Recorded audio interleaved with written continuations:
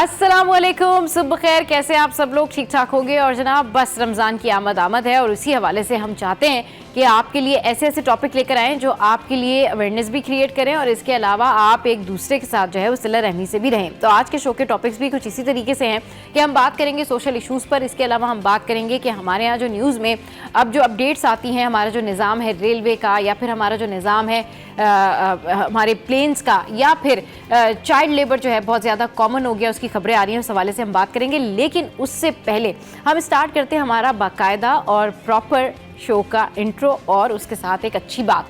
तो भाई आज की अच्छी बात यह है कि आप लोगों ने अब रमज़ान आने वाले, तो बिल्कुल भी गुस्से का मुजाहरा नहीं करना, एक दूसरे के साथ सब्र से रहना है। और अगर कोई भी शख्स आपसे लड़ रहा हो, आपस में लोग लड़ रहे हों, तो प्लीज़ उनको कह दें कि मेरा रोज़ा है, ताकि उसको पता चल जाए कि आपका रोज़ा है और अगला बंदा उनको बता दे कि रोज़ा है। इससे जो है आसानी हो जाती है और लोगों को ये पता चल जाता है कि जी रोज़े की हालत में है, तो लड़ना बिल्कुल भी नहीं है। ट्रैफिक जैम के टाइम पर आपने बिल्कुल भी कोई बेसब्री का मुजाहरा नहीं करना। अगर आपकी इफ्तारी लेट हो रही है तो अपने साथ खजूर रख लें और रास्ते में खजूर से इफ्तार कर लें और सुकून से जाके घर पे अपना रोज़ा खोल लें। अपार्ट फ्रॉम दैट कि आप ट्रैफिक में खड़े हों, बीच में खड़े हों, लड़ें झगड़ें और दूसरों को भी तंग करें, और बस आप बिल्कुल ऐसे पहुंचने की कोशिश करें जिससे आपको नुकसान ना हो। तो रमज़ान का महीना हमें सब्र का दर्ज देता है, रमज़ान का महीना हमें तहम्मुल सिखाता है और रमज़ान का महीना हमें अमन और प्यार से रहने के लिए भी सिखाता है। और अगर आपके साथ इस तरीके से हो तो फिर आप कैसे जो है वो रिएक्ट करेंगे, कैसे जो है वो आपको लगेगा कि आपने इस सिचुएशन से निकलना है, क्योंकि ये सिचुएशन जो है वो मेरे लिए तो बड़ी जो है ना खौफनाक हो जाएगी, या किसी के लिए भी बड़ी खौफनाक हो जाएगी, या सिचुएशन तक हम जिंदा ही ना रहें, मतलब मर ही जाए बंदा ये सोच के कि भाई ये सारा कुछ जो है वो कैसे होगा और कैसे जो है इसका आप इस सिचुएशन से निपटेंगे। अच्छा जी, अगली सिचुएशन जो है उसमें हम जाते हैं और अगली सिचुएशन भी बड़ी क्यूट सी सिचुएशन है। और ये जो क्यूट सी सिचुएशन है ये ज़रा देखिए, क्या आप भी अपने बचपन में ऐसे सिचुएशन में फंसे थे? जी हाँ, मैंने भी ये हरकत की है जी। हम सब ने, जो लड़कियां हैं, हम सब ने ये हरकत की और हम सब ने हील्स ट्राई किए हैं बचपन में और सब गिरे हैं।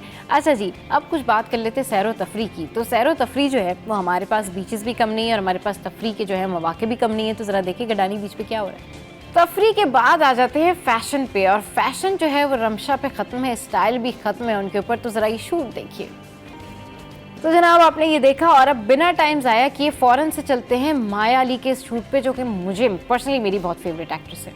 चले जी, हानिया के शूट का भी जिक्र कर लेते हैं जिसमें ये बड़ी ही प्यारी लग रही हैं। चले जी, हानिया का शूट तो आपने देखा, अब लेके चलते हैं आपको कुछ देसी कोड सुनाते हैं आपको और बताते हैं कि कैसी फील होती है। तो आपने देखा बड़ा मज़ा आता है। वैसे जो विलेजेस में इस तरह के ये परांदे और ये जो हैंडमेड काम होता है ना, ये आजकल बड़ा इन है और लड़कियां बड़े शौक से जो है ये परांदे वगैरह इस्तेमाल कर रही हैं। अच्छा, एक और शूट है और ये बड़ा स्टाइलिश सा शूट है एंड इट्स अबाउट इकरा अजीज़। तो चल के देखिए कि इनकी जो ड्रेसिंग है वो कैसी और इनका शूट कैसा है। तो आपने ये इकरा का शूट देखा, अब चलते हैं आपको गिलगित बल्तिस्तान की सैर भी कराते हैं और वहाँ पर क्या हो रहा है ज़रा ये भी दिखाते हैं। अच्छा जनाब, बच्चे तो बच्चे, हमारी जो एक्ट्रेस है ना, जो लेजेंड एक्ट्रेस है, वो भी कुछ कम नहीं है। ज़रा देखिए क्या करिए बुशरा आपा। चलिए जी, आपने ये देखी कि क्या ज़बरदस्त तरीके से जो है इनकी ये रील है बड़ी वायरल हो रही है। बुशरा आपा की ये रील है, बड़ा ये जो है एंजॉय कर रही हैं। अच्छा, अब आपको सुनाते हैं कुछ देसी वाइब्स और थोड़ा सा लेके जाते हैं आपको फ्लैशबैक में और आपको बताते हैं कि क्या फील होती है विलेज की। चले गए थे ना आप 90s के दौर में, याद है आने लगी थी ना शाहरुख खान की। जी हाँ बिल्कुल। लेकिन इस वीडियो में ख़ास बात यह है कि लोग ये जो परांदा है ना इसको बहुत ज़्यादा पसंद कर रहे हैं और अब ये फैशन में इन होने वाला है, क्योंकि जो सिल्वर कलर है ना ये बिल्कुल डिफरेंट है और ये वाइट ड्रेस के साथ बहुत ज़्यादा इन है। अच्छा जनाब, अब थोड़ा सा वापस आ जाएँ फ्लैशबैक से टोटके की दुनिया में, और ये टोटके होते हैं शुमाइला के और शुमाइला हमें बताती है मज़े मज़े के टोटके जो कि आपके बहुत काम आते हैं। अच्छा जी, टोटका हमारे पास क्या है, कील वहाँ से दूर करने का टोटका। वाह शुमाइला जी, क्या आपने निकाला है ज़बरदस्त लोगों के लिए कि जो अगर आपके चेहरे पे झाइयाँ हैं, कील हैं, महासे हैं, तो वो कैसे दूर होंगे, वो ऐसे दूर होंगे। लीमू और शहद, 1 चम्मच शहद में आधा चम्मच लीमू का रस मिलाएं और फिर आप उसको चेहरे पर ख़ास तौर पर जो जहाँ पर कील मुहासे हैं वहीं पर लगाएं और फिर कुछ देर बाद नीम गर्म पानी से धो लें। तकरीबन 15 से 20 मिनट बाद जो है वो नीम गर्म पानी से धो लें और ये अमल जो है फिर रोज़ाना आप दोहराएं तो डेफिनेटली आपकी जो कील मुहासे हैं वो ख़त्म हो जाएंगे। तो ये ज़बरदस्त सा टोटका जो मैंने आपके साथ में शेयर किया। और अब है शो में बहुत कुछ जिसमें हम बात करेंगे, सिटी अपडेट्स भी आपके साथ में शेयर करेंगे कि ग्रेजुअली आज हम आपको प्रॉपर एक्सप्लेन करेंगे कि जो हमारा फ़्लाइट का निज़ाम है वहाँ क्या हो रहा है, रेलवे के निज़ाम पे क्या हो रहा है, और चाइल्ड लेबर उसके लिए अब क्या इक़दाम किए गए। आपने कहीं नहीं जाना, हमारे साथ रहना है। ईद की तैयारी की भी होगी बात, लेकिन इस ब्रेक के बाद keep watching city at 10।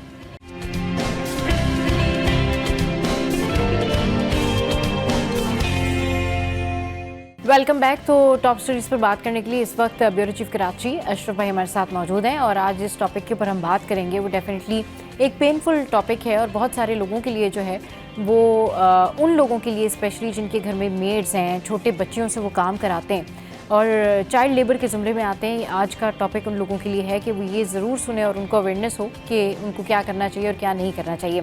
Ashraf भाई वेलकम टू द शो, कैसे हैं आप? अस्सलाम वालेकुम।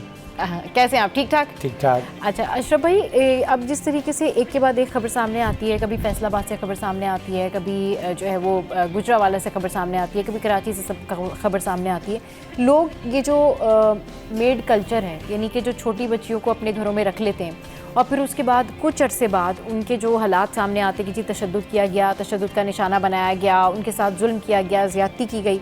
एक तो ये कि जो पेरेंट्स इस तरीके से किसी को भी अपने बच्चे दे के आ जाते हैं काम करवाने के लिए, वो गलत है।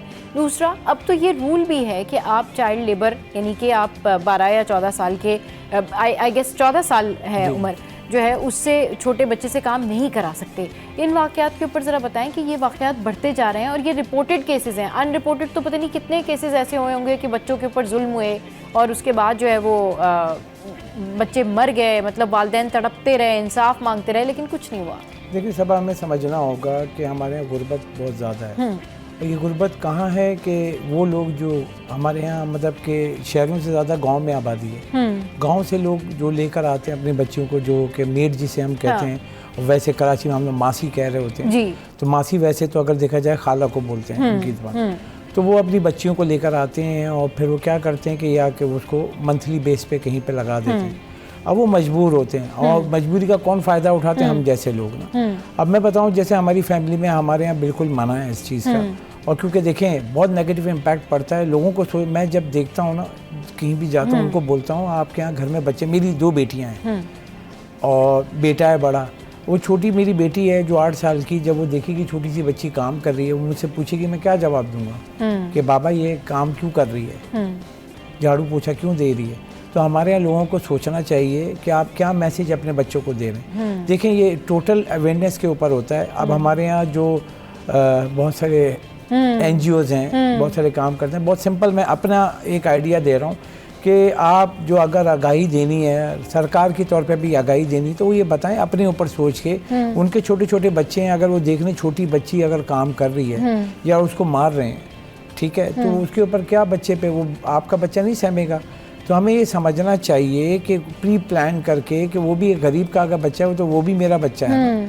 आप अगर किसी के भी बच्चे को देख रहे, कोई और अगर मैं देखें कि मैं किसी बच्चे को अपने बच्चे के सामने मारूं तो उसका क्या इम्पैक्ट सोचें क्या आएगा।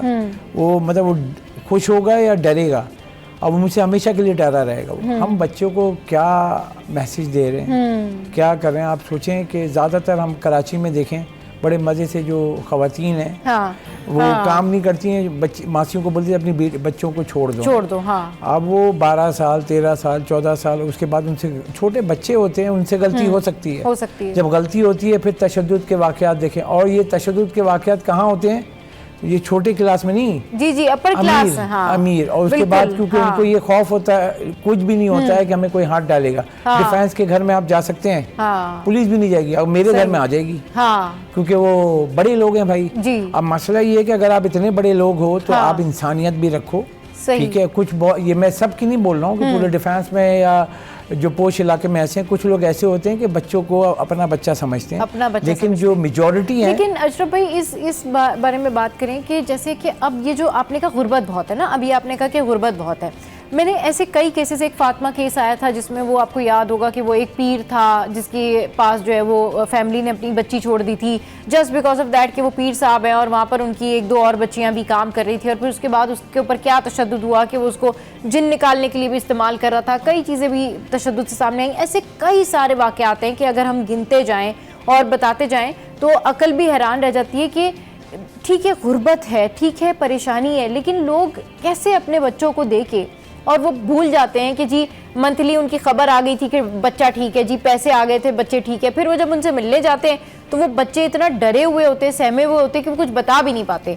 और या वो मर जाते हैं या वो गायब हो जाते हैं। तो इसके लिए कुछ ना कुछ ऐसे लोगों के खिलाफ भी तो कार्रवाई करनी चाहिए ना, जो अपने बच्चे बेच रहे हैं, जो अपने बच्चे ले जा के छोड़ के आ रहे हैं। ये भी तो होना चाहिए ना कुछ इनके खिलाफ। ये सारी चीज़ें हैं जो सवालात आप उठा रही हैं, होने चाहिए। लेकिन जिस मुल्क में हम रहते हैं माजरत के साथ, यहाँ पे अमीरों के लिए कोई कानून नहीं है।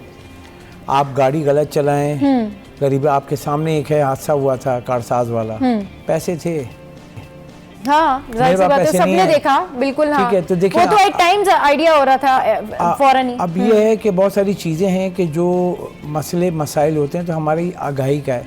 देखें जब तक हमारे ये दिमाग नहीं मानेगा ना उस चीज़ को, एग्जाम्पल लें, उनके बच्चे के साथ कोई और आप ले जाएं, उसके साथ तशद्दुद करें, काम नहीं करा, वो मानेंगे? नहीं माने। वो अमीर आदमी कहेगा मेरे बच्चे को हाथ कैसे लगाए, तो वो गरीब का भी बच्चा है। तो ये सोचे, देखें मैं फिर वही कह रहा हूँ कि ये सिर्फ कराची या किसी उसकी नहीं, सबसे बड़ा मसला ये है कि हमें समझने की, जो हमारी टोटल 24 करोड़ की आबादी है पूरे मुल्क की, उसकी 60% जो आबादी है गांव देहात में रहती है, सिर्फ 40% आबादी शहरों में रहती है। उस 40% में सबसे बड़ा शहर कौन सा है? कराची का है। कराची में आपके टोटल मकानात देखें जो रजिस्टर्ड है, जो मर्दमशुमारी लाश, एक खाना शुमारी होती है, एक मर्दमशुमारी होती है। 35 लाख मकानात हैं, ठीक है। उस 35 लाख में आपके 56 वो हैं जो कच्ची आबादी हैं इस शहर में। तो टोटल आप ले लें, जो हमने सर्वे मतलब के एक जो आया कंटेक्ट के तकरीबन 50 लाख मकानात हैं और 2 करोड़ से ऊपर की आबादी है। अब इसमें अगर आप 20% भी लेते हैं कि वो घर में बच्चों को रखते हैं काम कराने या ये सब करते हैं, या मासी को रखते हैं, तो आपकी कितनी बड़ी तादाद है। क्योंकि आपकी जो गुर्बत है, यानी कि जो सिंध से लोग जो सबसे ज़्यादा आते हैं और ला के दे रहे हैं, या पंजाब से भी आते हैं, तो यहाँ तो आप जाके देखें ना कि पंजाब से भी आए हुए हैं, हर जगह से आए हुए हैं, क्योंकि यहाँ इतनी बड़ी डिमांड है। आप फ्लैट देखें, कंक्रीट का जंगल है कराची, तो जो डिमांड है ना वो आप जाके देखें, एक मासी गई, दूसरी मासी पीछे खड़ी हुई होती है कि भाई ले लो, और वो तो पूरा ग्रुप चल रहा होता है ना कि हाँ अब जैसे हम सहेलियाँ हैं, दोस्त हैं, रिश्तेदार हैं, वो 10 मासी को लेकर आ रही हैं, उनको पता है कि हमने 20 घर पकड़े हुए हैं। तो ये जो है सिस्टम, क्योंकि ये फिर क्योंकि हम किसी को रोक नहीं सकते हैं, लेकिन हम एक इंफॉर्मेशन दे सकते हैं कि आप खुद सोचें कि आपके सामने मैं आपके बच्चे को मार रहा हूँ, आप क्या करेंगे? आप मुझे मारेंगे। तो आप यही सोचें कि अगर आप किसी के बच्चे को मार रहे हैं, वो गरीब का बच्चा है, आप पावरफुल हो या अल्लाह मियाँ ने आपको पैसे दिए हुए, तो इसका ये मतलब नहीं है कि आप सब कुछ कर सकते हैं। सब कुछ कर सकते। तो उसके लिए ये है कि आगाही मुहिम देखें, गवर्नमेंट का मतलब लेबर डिपार्टमेंट भी है, चाइल्ड लेबर का भी कानून है, सब है। आपको पता है चाइल्ड लेबर में अगर करते हुए आती है, शिकायत करते हैं, गिरफ्तारी है उसमें। अच्छा जी, क्योंकि कानून हमें नहीं पता है। सही। हम दुनिया में कहीं जाएं तो आपके क्या कानून है, क्या हकूक हैं, वो हर किसी को पता है, सिटीजन को। हमारे यहाँ ये नहीं पता है कि जो आप कंज्यूमर राइट हमारे क्या है, ठीक है। फिर आपको ये नहीं पता है कि जो कवानीन हमें क्या सपोर्ट करते हैं। ये वो बुनियादी वजह है जो सामने वाला फ़ायदा उठाता है। अगर हमें पता हो कवानीन कि हम मतलब एग्जाम्पल एक गरीब आदमी वो सू कर सकता है मेरे ऊपर, क्लेम करके भारी जुर्माना या क्लेम दे सकता है, क्योंकि ये हमारे ना वकीला इसकी इंफॉर्मेशन देते हैं, ना आपके जो कानूनी इदारे या रेगुलेटरी अथॉरिटी है, इनको सब पता है, लेकिन एक आम आदमी को नहीं पता है ना। अब अगर हम मीडिया पे भी आके अगर हम ये चीज़ें बोलते हैं, जैसे मैं बोल रहा हूँ कि मेरे पास राइट है कंज्यूमर राइट के हिसाब से, अगर मुझे कोई चीज़ जो एग्जांपल कोल्ड ड्रिंक मुझे एक दुकान पे मिल रही है 180 की, दूसरा वाला 200 की दे रहा है, तो मैं उसके ऊपर अपील के हक रखता हूँ कि मैं इसको बोलूँ कि मेरे साथ जो है ये मुनाफाखोरी कर रहा है, ठीक है। कंज्यूमर राइट इसी तरीके से कंज्यूमर राइट हर तरीके से। आप चाइल्ड लेबर कवानीन है, उसके ऊपर क्या है कि अगर आप क्लेम करते हैं, जैसे कि बच्चों का ह्यूमन राइट में उसमें जाके, तो इसकी पूरी कंप्लेंट सेल है, पुलिस की भी एक महकमे है। जैसे आज मतलब जो सूरत हाल देखें शहर में कि अगर शिकायतें हो रही हैं, आप किसी से पूछें, हम अपना टीम भेजेंगे, उनसे पूछते हैं आपको पता है कहाँ जाके शिकायत करनी है, नहीं पता होगा, नहीं पता होगा, ठीक है। तो ये पुलिस के स्टेशन में भी ये सारी शिकायतें बच्चों की शिकायत है या दूसरी वुमेन की विंग की शिकायत है, ये सब अलग अलग है। मगर अगर हम आज बैठ के ये बात कर रहे हैं और हम दोनों भी बात कर रहे हैं, अगर हम ये बोलें कि मुझे अगर शिकायत आई हुई है, जैसे एग्जाम्पल मेरे पड़ोस में बच्चे को मारा है, मैंने पूछा वो कौन है, तो वो भाई उनके यहाँ काम करती है बच्ची, अब मैं कहाँ शिकायत करूँ, 15 या मैं क्या करूं? 15 पे करेंगे तो आप और मुश्किल में फंस जाएंगे, वो तो आपको फिर दोबारा बार-बार जाना पड़ेगा, वहीं खड़े रहो आप, वो कहेंगे आप ही होंगे जिन्होंने तशद्दुद करवाया होगा। हाँ, तो ये जो है ना, ये अब सबूत, वीडियो बनाया आप, भाई वो आवाजें आ रही हैं, बच्चे को मारा, बच्चा बोल रहा है, मेन ये है कि उसके क्विक रिस्पांस क्या होना चाहिए, SOP होनी चाहिए। हम सब चीज़ों पे बात तो करते हैं, लेकिन जो मुतलका इदारे जो बनाए गए हुए हैं ना, उनको भी चाहिए भाई आए। अब आप देखें ये महकमे बने हुए हैं, तनख्वाहें नहीं लेते होंगे, तनख्वाहें कहाँ से जाती हैं? आपकी मेरी सैलरी से, बिजनेसमैन की सैलरी से।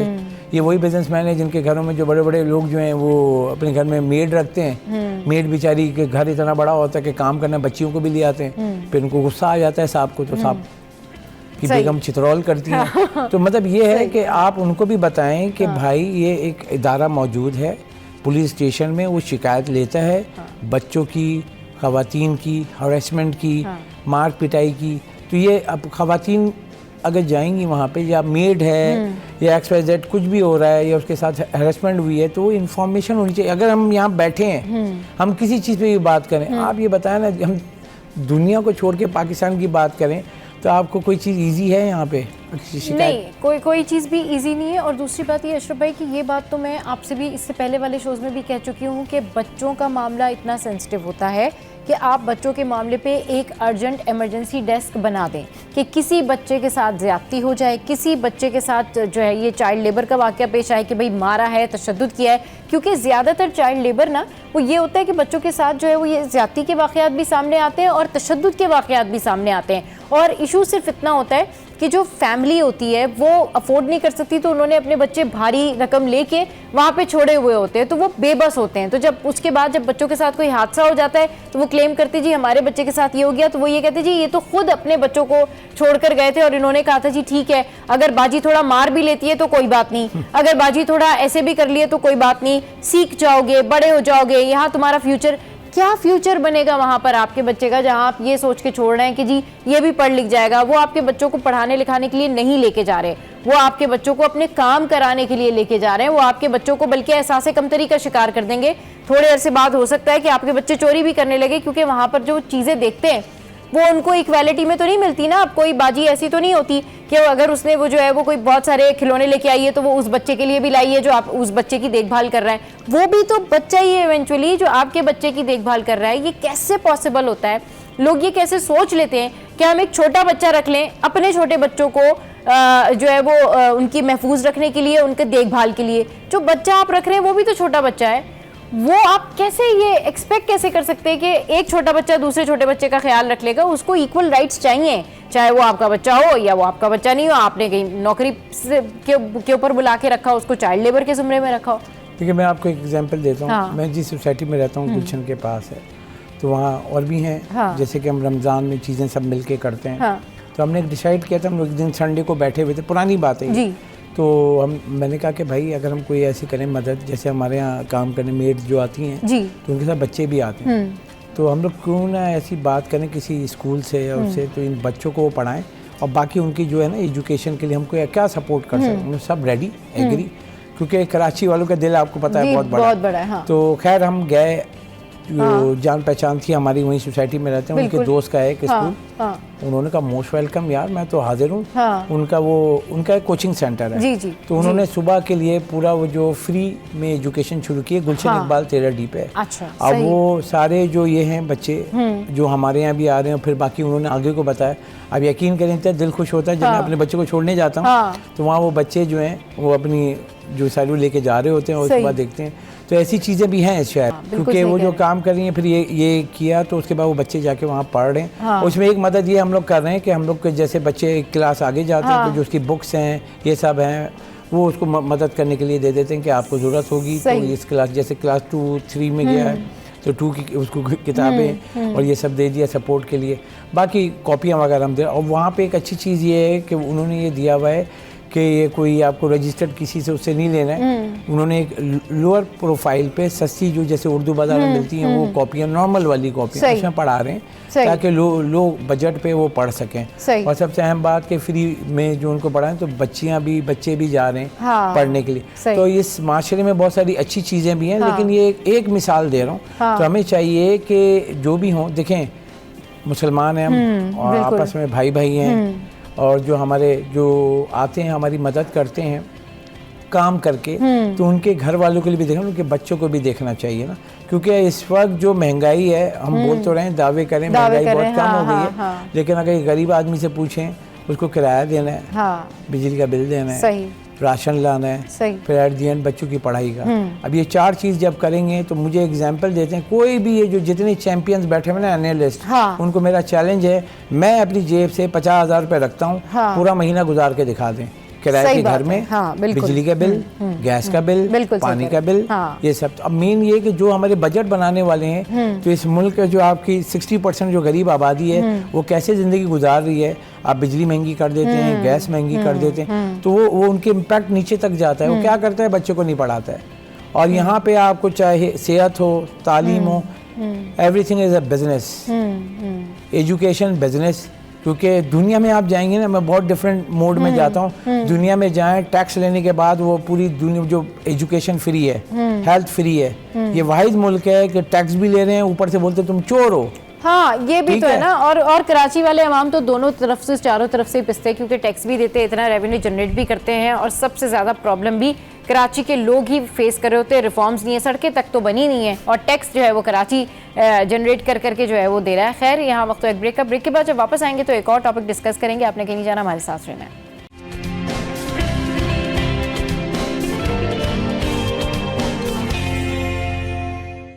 Welcome back. तो जनाब, अब कुछ बात कर लेते हैं हमारी रेलवे निज़ाम के हवाले से।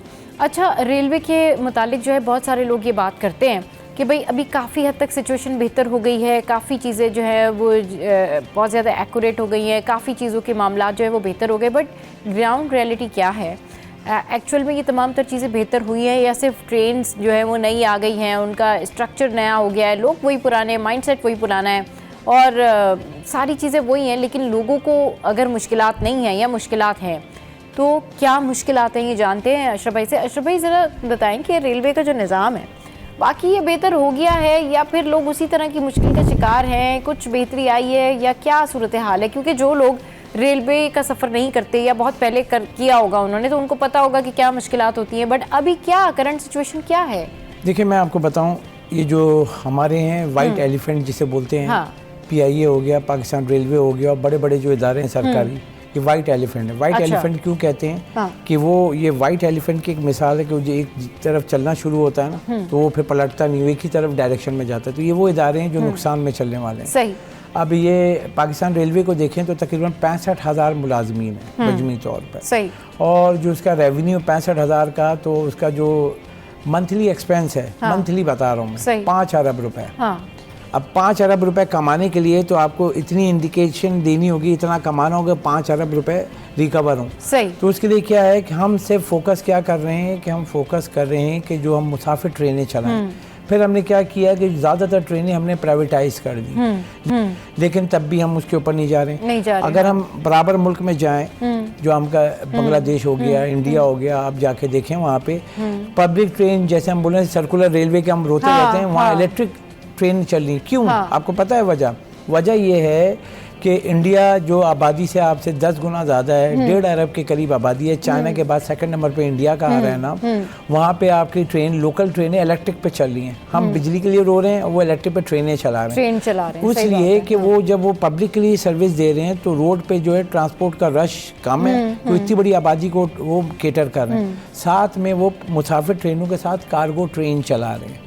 ठीक है। अब क्या होता है, देखें, एक डिब्बा है ना, अब एक नॉर्मल क्लास का डिब्बा लें जिसे इकोनॉमी क्लास कहते हैं, तो उसमें 72 लोग आते हैं। सही। 72 का एक डिब्बा होता है। और फिर जो आप स्लीपर पे लेते हैं तो वो आपका जो AC बिजनेस क्लास जिसे कहते हैं उसमें 54 अफराद आते हैं एक डिब्बे में। हाँ। अब उसी डिब्बे में अगर आप कार्गो का सामान रख के भेजेंगी तो कितना आएगा भाई, KG में आएगा। तो मुसाफिर जितने ट्रेन के किराए का सफर के लिए जो किराया देंगे उससे वो 10 टाइम ज्यादा हो, क्योंकि उसमें सामान ज्यादा आएगा। अब जैसे कार्गो अगर आप उस पर रख के जब आप भेजेंगे कराची से, क्योंकि इंपोर्ट हो रहा है कहाँ, पोर्ट पे, पोर्ट से आपको पूरे मुल्क में ट्रांसफर करना। आपका जो हाईवे है उससे रश कम होगा, motor vehicle, heavy motor vehicle वो कहाँ कन्वर्ट हो जाएगा, कार्गो सर्विस पे।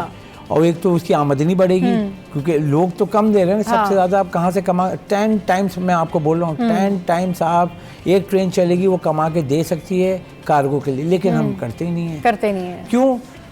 क्योंकि हमें शक है कि जो अंग्रेजों के ज़माने के ट्रैक बने हुए हैं, हमने तो कुछ किया नहीं है, वो डाल के चले गए, बस नमाज हम बैठ के पढ़ रहे हैं, भाई पढ़ते रहो, ये रुख है। उस रुख पे हम ट्रेनें चला रहे हैं।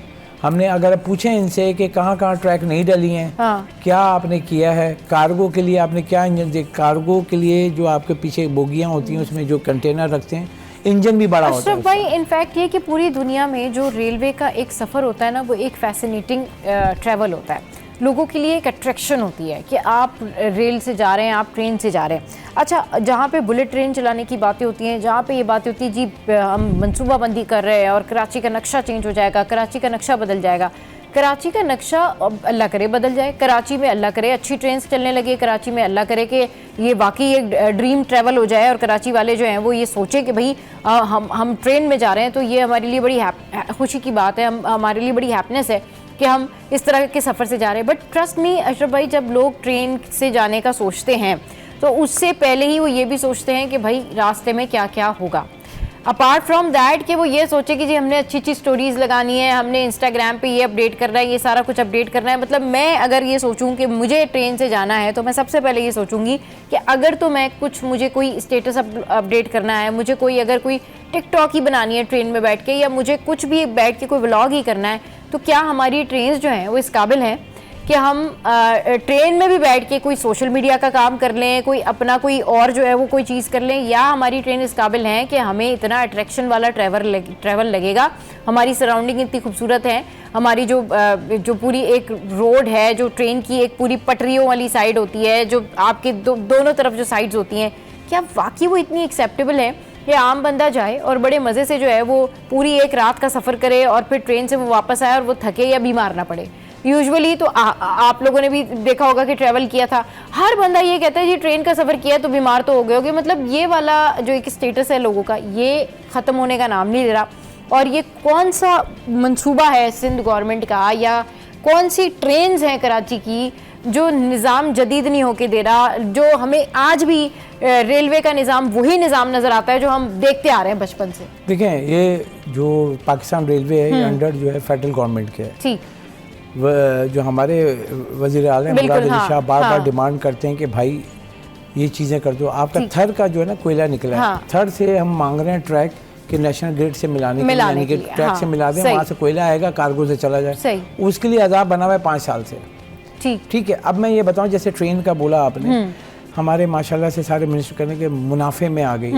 What is called profit. पहले मुझे ये बता दें, 5 अरब रुपए आपकी मंथली आपकी एक्सपेंस है, तनख्वाहें हैं, फ्यूल है, ये सब है। PSO को आप पैसे नहीं दे रहे हैं, डीजल जो ले रहे हैं जिससे चला रहे हैं, आप कॉस्टिंग तो कट करें ना, आप कार्गो की तरफ जाएं। आप ये बताएं, कोई अगर मिनिस्टर जो भी है मुतल्लिका अफसर मेरे साथ चलें, आप यकीन करें, हम लोग अभी जो सफर किया था तबीयत खराब हो गई थी वॉशरूम में जब यही मैं कहना चाह रही हूं कि पहले कराची से अपनी मेडिसिन किट साथ में रख के जाए, फर्स्ट एड बॉक्स साथ में रख के जाएगा ट्रेन में। ये कराची से हम लोग निकले, आप हैरान होंगी कि हम कराची से निकले हैदराबाद, मतलब कराची में जैसे ही निकले तो वॉशरूम में पानी नहीं, कह रहे वो हैदराबाद में डालेगा। अब आप सोचें कि और उनको पता है कि कौन लोग जा रहे हैं ये, ठीक है। और गंदा जिसे बोलते हैं धुला ही होता ही है कि ट्रेन जब भी जाती है ना, डेस्टिनेशन पूरा गया, 18 घंटे की ट्रैक किया यहाँ से लाहौर, फिर वहाँ से धुलती है ट्रेन, ये वो बाहर से गई, धोया धाया, ऊपर से पानी मारा, फिर वो दोबारा लगा दी। भाई अंदर से सफाई करें। हमने जब लाइट रात को बंद की तो अंदर कॉकरोचेस ये सब, नींद कहाँ से, नींद तो 200 मील चली गई थी दूर। सही बात है, क्योंकि अब वो कॉकरोच आप सो रहे हो, मतलब डर के मारे भाई बैठे हुए। हाँ। अब वो कॉकरोच नजर आए, खटमल नजर आ रहे हैं। ये कैसे जो है ना, वाकई में इसके ऊपर तो यही कहना होगा कि कैसे कर लेते हैं कि भाई आप एक ट्रेन एक डेस्टिनेशन पर गई है, उसकी वापसी में आप थोड़ा सा टाइम लें, आप उसको उसकी हाइजीन का ख्याल रखें, आप हर जो आपका जो डब्बा है, बोगी है, जो भी आपका पूरी ट्रेन है उसके अंदर आप स्प्रे करवाएं, उसकी सफाई करवाएं, वॉशरूम साफ करवाएं। अगले जो भी मुसाफिर आके बैठेंगे उनके लिए आप इंतजामात करें, नए इंतजामात करें। कम से कम थोड़ा सा तो टाइम ले। ये क्या कि आपने एक डेस्टिनेशन पे लोगों को उतारा, उसके थोड़ी देर बाद जी ऊपर से धुलाई सफाई करके ट्रेन तैयार है, अंदर मर जाए मुसाफिर जाके, मतलब एक दूसरे के जर्म्स लग लग के मर जाए अंदर, वो जाके अंदर वो सारा कचरा फैला हुआ है, वो सारा कुछ है, वो सब जाके जो है ना वो बस वहीं बैठ जाएं, वहीं अपना सफ़र गुजारें, वहीं बीमार हो और फिर वहीं से वो वापस आ जाए, फिर वो उसी तरह चलती रहे। वैसे ही इनकी बाकायदा सफाई होती कब होगी अशरफ भाई? ये कुछ आइडिया है? बोलते तो हैं कि हर ट्रेन धुलने गई है, वॉश के लिए गई है। अगर वॉश के लिए कराची से जब हम बैठे 18 घंटे की आपका सफर है और उसमें जब वॉशरूम अगर धुले हुए होते हैं तो इसका मतलब है पानी भी चेक होता। और हैदराबाद में जाके बोल रहा है कि भाई वो गलती से पानी, मैंने कहा क्या हो गया भाई, एक बोगी है उसके इस तरफ भी वॉशरूम थे, इस तरफ भी। तो अब 54 मुसाफिर के लिए 2 वॉशरूम इधर इधर दोनों साइड पे, वो ना उसमें पानी नहीं। सही। अब 54 लोग में से 25 लोगों को तो वॉशरूम जाना होगा ना। और लोग पेशेंट होते हैं, बीमार भी होते हैं लोग। कई लोग ऐसे होते हैं जिनको बेचारे जो मजबूरी में सफर कर रहे होते हैं और वो आपकी वजह से पूरा टाइम सफर कर रहे होते हैं। मतलब ये मुतलका जो इदारे हैं ना, मतलब माशाल्लाह से कह रहे हैं कि हम बहुत अच्छी सर्विस हो गई, प्राइवेट में कर दिया, वो कर दिया। तो भाई एसी में कौन जाता है? आप टिकट तो देखें, 9-9 हज़ार 10-10 हज़ार रुपये की टिकट है। गरीब आदमी किस में जाता है? उसकी हालत जाके देखें। मैं तो ये बिजनेस क्लास की बात कर रहा हूँ जो 10 हज़ार की टिकट है, मैं इकोनॉमी क्लास की बात नहीं कर रहा हूँ। क्योंकि मैं तो शायद वहाँ जाते कुछ ट्रेन जो है वो प्राइवेट भी है, उनको प्राइवेटाइज भी कर दिया, वो क्या? तो कर दिया है ना। मगर आप जाके सफर तो करें ना। बुनियादी चीज क्या है? लोग तो वही है ना।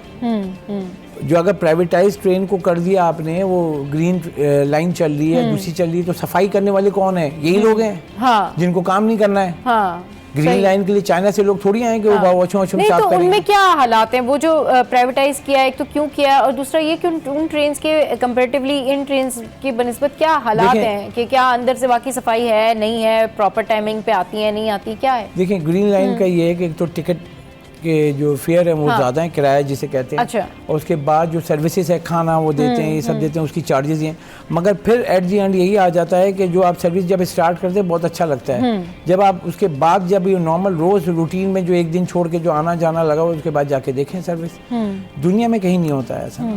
जो होता है इस पाकिस्तान में होता है। एक इदारा मौजूद है, उसमें आप देखें 65,000 मुलाजमीन हैं। शायद वो उनको रखा हुआ है कि भुट्टा वगैरह बुनते हैं वो ना, उनको काम नहीं है, उनको पता कि क्या करना है। हमें यहाँ ये पता है कि हमें क्या काम करना है, उनको नहीं पता है। जब आपने इतने लोग रखे हुए हैं तो उनको ये बताएं भी भाई आपका क्या काम है।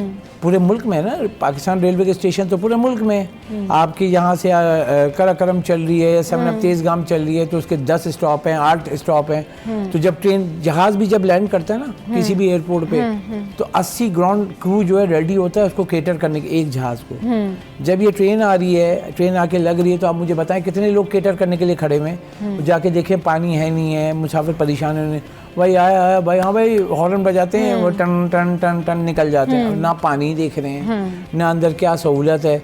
भाई मतलब भेड़ बकरियों की तरह डालो, उसको ले जाओ। ये तो मैंने जो टोटल बताया, ये तो मैं बता रहा हूँ जिसमें मैंने सफ़र किया है, यानी बिजनेस क्लास 10,000 रुपये की टिकट। आप जाए ना इकोनॉमी में, शायद वहाँ जाते जाते बीमार हो जाएंगी। जो हालत है, मेन ये है कि इनसे ये बोलें, मतलब इनको जो है ये पूछना चाहिए जब ये जाके उहदे पे बैठे हुए हैं, DS railway district superintendent police उसके जो रेलवे के हैं वो बैठे हुए हैं, वो घूम तो रहे होते हैं कि सारे के बहुत अच्छा ज़बरदस्त मुनाफे में आ गई। वो कैसे मुनाफे में आ गई भाई? What is called break even. मैं 5 अरब खर्च कर रहा हूँ मंथली, मैं कमा रहा हूँ 4.5 अरब या 4 अरब, तो मैं नुकसान में हूँ ना। तो भाई जो मैं नुकसान में हूँ उसको कैसे प्रॉफिट में लाऊंगा? कार्गो सर्विस चलाएं, ट्रेन को सही करें। आप मेरे वो भाई मजबूर है भाई, जाएगा वो इकोनॉमी क्लास की टिकट भी लाए 1800 रुपए की यहाँ से लाहौर की। सही, अब वो तो जाना है, वो गरीब आदमी जो वहाँ से आया हुआ है, अब वो ईद पे जाएगा तो ईद पे भी आप जाके देखें टिकट ब्लैक होती है। बस जो चीज़ आप देखें इस मुल्क में जो ऐसी चीज़ें होती हैं, त्यौहार होते हैं पूरी दुनिया में आपको 50% हाँ, 40% बस डिस्काउंट ये हो तो जाएगा। त्योहारों की तो बात ही नहीं करें, यहाँ तो और प्राइस डबल हो टिकट जाएंगे। लेके खड़ा हुआ होगा, वो कहेगा टिकट चाहिए, कितने का भाई 1800 का, 3000 का मिलेगा। 3000 का मिलेगा, बिल्कुल सही अब कह उसको रहे तो लेना है, हाँ। गाँव जाना है, देगा वो। अब ये देखें, वो तो जब अपने ना रेलवे से डर रहा है ना डर रहा है, जब वो अल्लाह ताला से नहीं डर रहा है तो किससे डरेगा? हैं। सही। इस मुल्क में करप्शन के ऊपर आज तक किसी को कोई छुआ नहीं हुआ। बुनियादी वजह ये है। बस सारा मसला ये ना कि काम अगर करना चाहें तो काम हो सकते हैं, लेकिन एक तो नीयत नहीं है, फिर वो रिसोर्सेज के प्रॉब्लम आ जाते हैं, फिर दूसरा इंटेंशन के प्रॉब्लम आ जाते हैं, ये सारे प्रॉब्लम्स हैं। तो हमारे मुल्क की दो जो बड़ी कहना चाहिए ना कि एक हवाई सफ़र और एक ज़मीनी सफ़र, दोनों ही सफ़र कर रहे हैं। शो में या वक्त एक ब्रेक का, वापस आते हैं थोड़ी सी देर।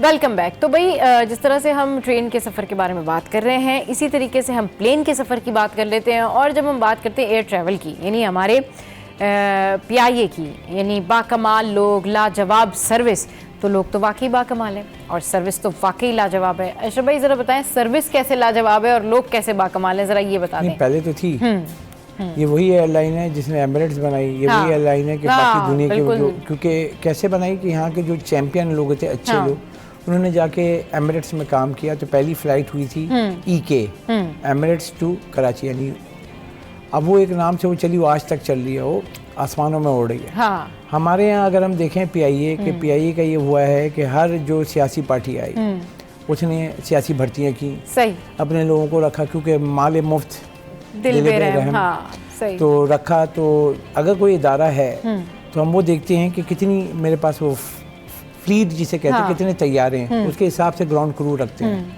या क्रू रखते हैं। अब अभी इस टाइम में बताऊं कि मैं मतलब बोलते हुए मुझे अजीब सा लगता है। एक थे साबिक MD PIA, मैंने एक सवाल किया था अपनी उसमें, मैंने कहा सर इंटरनेशनल जो लॉ है, तो मुझे कहने हैं कि आप क्या पूछना चाह रहे हैं। मैंने कहा इंटरनेशनल लॉ ये कहता है कि जब नॉर्मल फ्लाइट जोन होती है तो कम से कम 80 ग्राउंड क्रू होने चाहिए एक जहाज़ को केटर करने के लिए। सही। क्योंकि उसमें 180 के मुसाफिर होते हैं। सही। वो 180 को देखने के लिए 80 लोग, कोई भी सिस्टम हो जाए वो हो जाए उसके लिए। और मैंने कहा जब इमरजेंसी जब होती है, जब सीरियस इमरजेंसी, तो उसको डबल कर देते हैं। मैक्सिमम उसको जो 140-150 ग्राउंड क्रू होता है एक जहाज़ को केटर करने के लिए। अब हम PIA को अगर हम लेते हैं, PIA माशाल्लाह से 15,000 मुलाजमीन हैं, 32 जहाज़ हैं, जिसमें से उड़ने के काबिल कितने हैं? 15। सही, बिल्कुल, हाँ, बिल्कुल सही बता रहे हैं। अब 15 भी पता नहीं, 15 के अंदर भी बहुत सारे मसले 15 जहाज में जो मंथली, इसको भी देखे ना कि कितने मुलाजमीन में बताया, 15,000, जिसमें 550 पायलट्स हैं, और उसमें 1 अरब 10 करोड़ रुपए इनकी महीना तनख्वाहें और पेंशन है। सही। अब इसके जहाज का फ्यूल अलग है। अभी हालत है PIA की कि हर रोज का फ्यूल के पैसे PSO को देती है, वो डलवाते पे जहाज उड़ता है। ठीक है। अब वजह क्या है कि जो सारी ड्यूज हैं सबको रख के, मेडिकल एक्सपेंस ये सब रख के, क्योंकि वो तो सरकारी इदारा है, तो 800 अरब रुपए के लॉसेस में है ये। ठीक है। अब इसको जब बेचने जा रहे हैं तो इन्होंने एक अच्छा PIA, एक बुरा PIA बनाया। अच्छा PIA क्या है? वो 200 अरब रुपए के नुकसान वाला PIA। एक है जो बुरा PIA जो सरकार ने अपने पास 600 अरब का है। तो 200 अरब वाले लायबिलिटी के साथ वाला PIA वो बेचने जा रहे थे। Who will buy it? पहले हमें समझे ना, क्योंकि मैंने हमेशा, क्योंकि जब भी मैंने एविएशन किया है तो एविएशन इंडस्ट्री टोटल मतलब कि बिजनेस है ये, कि आप मुसाफिर को इधर से उधर लेके जा रहे हैं, ला रहे हैं, तो कमा रहे हैं। देखे ना प्राइवेट और भी एयर से आई, दूसरे आए, वो मुनाफे में चल रही हैं, तभी तो चला रहे हैं ना। वो 4 प्लेन से चला रहे हैं। आप 32 से कम होते 15 जहाज पे आ गए। अब माशाल्लाह आपको अगर जगहें मिली हैं जाने के लिए, जैसे कि आपको लॉन्ग फ्लाइट मिल गई जिस पे पाबंदियां लगी थी, तो माशाल्लाह से हमारी कारिस्तानियाँ इतनी अच्छी थी। तो अब आप जब रिस्टोर हुए तो आप क्या करेंगे? अपने फ्लाइट्स बढ़ाएंगे ना। अब क्या हुआ है कि निष्कारी के चक्कर में जो प्लान था, जो मैंने भी खबर दी कि प्लान तो 6 महीने पहले देना था कि आपको नए इंजन जो खड़े हुए हमारे एयरक्राफ्ट, वो इंजन किराए पे लिए थे। अब हमारे एक ड्राई लीज होता है, एक वेट लीज। किराए पे जो हम इंजन लेते हैं तो हम चलाते हैं, तो उसके फिर किराया देते हैं। तो जो टाइम फ्रेम हो गया वो इंजन वापस चले गया। अब जहाज खड़ा है उसमें इंजन ही नहीं है। ठीक है। अब जो 15 जहाज हैं उसमें इंजन हमें लेना था, 6 महीने पहले इनका हुआ कि इसकी निचकारी करें, तो प्लान मौखर हो गया। सही। अब आप जाएंगे इस टाइम, आप कह रहे हैं कि भाई जहाज उड़ाने, अब इंजन लेने, इट विल टेक टाइम। अगर वो दूसरे ममालिक को इंजन दिए हुए हैं और वो वहाँ से जब देंगे, उनके पास आएगा तब देंगे, इट विल टेक टाइम कि आप बुक करेंगे, 6 महीने मजीद लगेंगे। इसका मतलब 6 महीने जो है, अब मेन ये है कि आप कोई चीज़ कर रहे हैं, इतना बड़ा पीआई, देखें हमारा स्लोगन है, आपका झंडा लगा हुआ, फ्लैग लगा हुआ है, आप उसको कैसे कैटर कर सकते हैं आप वो देखें। मतलब अगर यही सोच लें तो बात ही नहीं बन जाए। मतलब पीआईए हम सबका प्राउड भी है, पीआईए में हम चाहते हैं कि पीआईए तरक्की करे, लेकिन आप यकीन करें हालात ये कि लोग जब पीआईए की मतलब टिकट बुक कर रहे होते ना, दिल डर रहा होता है। यकीन करें कि भाई पता नहीं कुछ प्रॉब्लम ही नहीं हो जाए, कहीं मतलब कुछ और मसला ना हो जाए। ये तो हालात है कि इतना ट्रस्ट खत्म हो गया है लोगों का। ट्रस्ट तो नहीं खत्म, मैं आपको इसकी मिसाल दूं। आपको याद होगा कि एक सानिया हुआ था, जो एक पीआईए का प्लेन का हादसा हुआ था, तमाम मुसाफिर जो कि कोविड का दौर था तो आधे मुसाफिर थे। जी बिल्कुल, मॉडल कॉलोनी में जो वो जो गिरा था, 2 मुसाफिर अल्लाह ताला के बिल्कुल बच गए थे उसमें, बच गए थे। तो एक जो है बैंक ऑफ पंजाब के प्रेसिडेंट थे जी, और वो जब वो रिकवर हुए, पैर भी उनका वो हुआ था, जो मैंने जाके उनसे वो भी किया था इंटरव्यू। तो जब वो रिकवर हुए तो उन्होंने कहा देखें खौफ खत्म करना, तो पहली फ्लाइट उन्होंने ली थी पीआईए में। अच्छा, ठीक है। अब देखें एक वो हादसा था, अब वो उस पे अल्लाह ताला ने उनको जिंदगी दी, तो उन्होंने कहा कि अगर इस वक्त मैं नहीं गया तो पूरी पाकिस्तान जो है मुझे देख रही है, तो मैं वो बैठे, अगर मेरे साथ हो जाता एग्जाम्पल के मैं तो उसके पास भी नहीं गुजरता। तो उन्होंने एक मोटिवेशन दी पूरे पाकिस्तान को कि नहीं जी भरोसा है, एक हादसा हुआ था, अल्लाह ताला ने बचाया, मैं फिर पीआईए में बैठे। मगर ये जो चीज़ें हैं ना कि हमें देखें, जहाज़ जो हम बोलते हैं ना, ये कोई ऐसी छोटी मोटी चीज़ नहीं है। जो इंजीनियर होता है जब लैंडिंग करता है जहाज 2 घंटे की 3 घंटे की फ्लाइट करके, तो पूरा ग्राउंड क्रू होता है। ग्राउंड क्रू क्यों कह रहा हूँ कि उसमें इंजीनियर्स होते हैं, सब इंजीनियर, असिस्टेंट इंजीनियर होते हैं। तो जहाज का 8 बनता है चेकिंग का, 8 कहते हैं। तो वो जब यहाँ से शुरू करता है, रीचेकिंग होके दोबारा जाता है एक एक पॉइंट, तो उसके अंदर जो है सारे सेंसर लगे हुए हैं, वो अपने कंप्यूटर से उसको चेक करता है, क्योंकि वो जो 180 जिंदगियां हैं ना, उसी पे भरोसा कर रही है, उसी पे भरोसा कर रही है। वो लैंडिंग गियर से लेके एक चीज चेक करता है, अगर कितना से भी माइनर गलती हो जहाज को टेक ऑफ नहीं कर। हमारे यहाँ जो मुसाफिर हैं वो पैनिक क्या होते हैं कि जहाज अगर चेकिंग पे है, कुछ डिले होता है, क्योंकि वो कंप्यूटर से चेक कर रहा होता है, तो सारा कंप्यूटराइज है। जब वो चेक कर रहा होता है, जो इंजीनियर को जो कोई गलती वहाँ पे वारी होती है, शक हो रहा होता है, तो उसकी क्लियरेंस लेता है। इट विल टेक कभी कभी टाइम। हमारे मुसाफिर जो है फौरन से, पूरी दुनिया में आप देखें कि फ्लाइट डिले होती है, ऐसा नहीं होता कि सारा जहाज जो है टाइम से पहले उड़ गया, मगर रिस्क फैक्टर को देखते हुए भले ही देर से उड़े, लेकिन वो पूरी रिस्क फैक्टर को खत्म करते हैं। मगर ये जो हमारा जो चक्कर है ना ये सारा, क्योंकि इदारे को जो चलाना है, फिर मैंने वही बोल रहा हूँ कि 15,000 मुलाजमीन, 32 तैयारे, 32 में से उड़ कितने रहे? 15। अब 15 को जब तक आप नहीं बढ़ाएंगे तो ब्रेक इवन नहीं आएगा। 1 अरब रुपए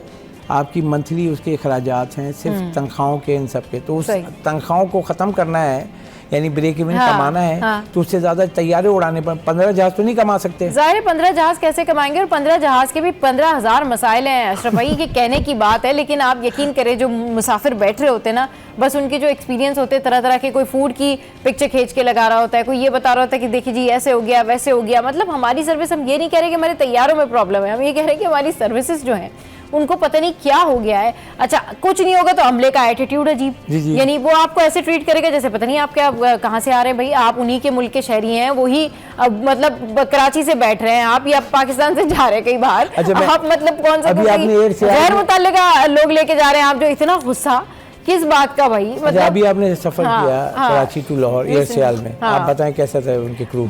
बस ठीक था, मतलब उनकी जो सर्विसेज अगर देखें और उसके बदले, क्योंकि प्राइवेट सेक्टर का है, क्योंकि उनको पता है कि ये पैसेंजर आया है, ये आया है तो मेरा जहाज उड़ा है, ठीक है। मगर पीआईए में क्या है, अगर आप क्रू को देखेंगे ना, मतलब कि बस क्रू से डर लगता है। मतलब जो पीआईए का क्रू है वो अपने ही लोगों के ऊपर, पता नहीं उनको किस बात का गुस्सा है वहाँ पे, मुझे ये आज तक समझ में नहीं आई। मेरा बताएं, खाना फूड देखे गया, मुझे प्यास, इतना से तो गिलास होता है ना, अब वो 2 घूंट में खत्म, और मुझे प्यास लगी हुई थी। अच्छा, मुझे खांसी भी हो रही थी, मुझे कुछ जो जब जहाज टेक ऑफ करता है ना, आपको खुश्क वगैरह ये सब, मैंने उससे पानी मांग लिया, कितना पियेंगे? मैंने कहा ये क्या हो गया भाई? भाई आप कहाँ के लोगों को बिठा के ला रहे हैं? इतना गुस्सा, इतनी अच्छा, मतलब वो प्रॉब्लम किस बात की है? आवाम मेरा कांटेक्ट है ऊपर तक। हाँ, तो मैंने उसको बोला, मैंने कहा भाई वो इतना सा गिलास है, उसमें पानी अगर आपको दे दूं आपकी प्यास बुझ जाएगी। मैंने कहा उसको बोल दें यार। कहने नहीं कौन सा था ये? मैंने कहा मैं शिकायत नहीं कर रहा हूँ, हो सकता है वो, मैंने कहा कोई और इंटरनेशनल कोई सफर कर रहा हो, गैर मुल्की हो, उसको ये बोलेगी वो भाई आप कितना पानी पियेंगे? सोचे चले कराची के अवाम, पाकिस्तान के अवाम को तो आदत है आप लोगों के एटीट्यूड सहने की, लेकिन तो कोई बेचारा बाहर से आएगा वो क्या कहेगा कि इनको। अच्छा, और दूसरी बात ये, एक तो एटीट्यूड इतना ज्यादा और ऊपर से आप सर्विस ऐसी जैसे कि पता नहीं सर्विस जो है ना वो पता नहीं कौन सी इंटरनेशनल लेवल की सर्विस मिल रही है, और बस गुस्सा, बस जल्दी से प्लेन उड़े जो है ना वो और जाए और टाटा बाय बाय और खुदा हाफिज। मतलब किसी किस्म की पैसेंजर जब उतर उनको धक्का नहीं देते, बस ये हाँ बस जाए चले जाएं आप यहाँ से ना। मतलब समझ में नहीं आता कि इन लोगों का जो एटीट्यूड है वो किस तरह का एटीट्यूड होता है। अच्छा यही नहीं, आप एक ये अलग, और दूसरा आप अगर एयरपोर्ट पे जाएंगे, जो एयरपोर्ट के अंदर भी जो लोग हैं ना, अगर उन्हें डोमेस्टिक वाले हैं या उन्हें पता चलेगा इंटरनेशनली भी पाकिस्तानी जा रहे हैं, आप जरा उनके साथ बिहेवियर चेक किया करें, और जो बाकी जा रहे होते हैं उनके साथ बिहेवियर चेक करें। पाकिस्तानियों के साथ अलग ही बिहेवियर होगा उनका। इधर आ जाए आप, अच्छा आप ऐसे कर रहे हैं, आप पीछे को गैर मुल्की खड़ा होगा, टोन चेंज, बिल्कुल एकदम। बंदा सफर कर रहे हैं दहशत में आ जाए कि यार ये जाने से पहले ही जो है वो इतना जो है वो एटीट्यूड दिखा रहे हैं, या ये सर्विसेज है हमारी। भाई अपने लोगों को आप प्यार से ट्रीट नहीं करेंगे तो फिर कौन से लोगों को आप प्यार से ट्रीट करेंगे? वो नहीं आपकी जाके आप उनकी जितनी भी आप जो है वो इज्जत कर लें, वो नहीं आपको याद रखते हैं। वहाँ जाके पाकिस्तानी बाहर आके आपको बताते हैं कि भाई हमारे साथ फ्लाइट पे ही हुआ या एयरपोर्ट पे ही हुआ। तो अशरफ भाई हमारे साथ शो पर मौजूद है, आपका बहुत शुक्रिया अशरफ भाई। शो में यहाँ वक्त है ब्रेक का, ब्रेक के बाद जब वापस आएंगे तो करेंगे बहुत अहम टॉपिक पे बात, और साथ साथ ईद की तैयारियों का भी जिक्र करेंगे। स्टे विद अस।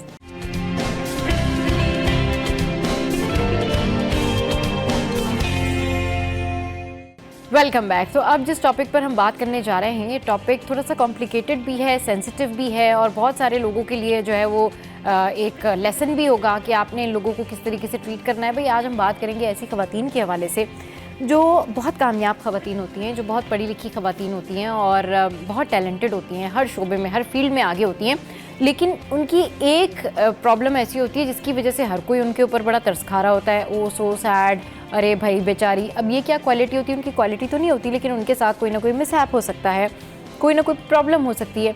ये वो शादीशुदा ख़वातीन होती हैं जिनके यहाँ औलाद नहीं होती, लेकिन वो वर्किंग वुमेन होती हैं, या फिर वो घर में होती हैं, या फिर वो कहीं भी जहाँ भी रह रही हों, अकेले रह रही हों, अपने हस्बैंड के साथ रह रही हों, या व्हाटएवर, उनको कितनी भी वो कामयाबी हासिल कर लें, कितनी भी वो बेस्ट जो है वो स्टूडेंट हों, टीचर हों, पायलट हों, लॉयर हों, या फिर डॉक्टर हों, लेकिन अगर उनकी औलाद नहीं है तो उनके साथ लग जाता है बेचारी। What is this? तो ये जो बेचारी का वर्ड लोग यूज़ करते हैं, क्या वो लोगों को जज कर लेते हैं? उन्हें कैसे पता कि वो बेचारी हैं? उन्हें कैसे पता कि वो सैड हैं? उन्हें कैसे पता कि उनकी पर्सनल लाइफ में क्या कुछ है? उन्हें कैसे पता कि उनके बच्चे हैं या नहीं हैं?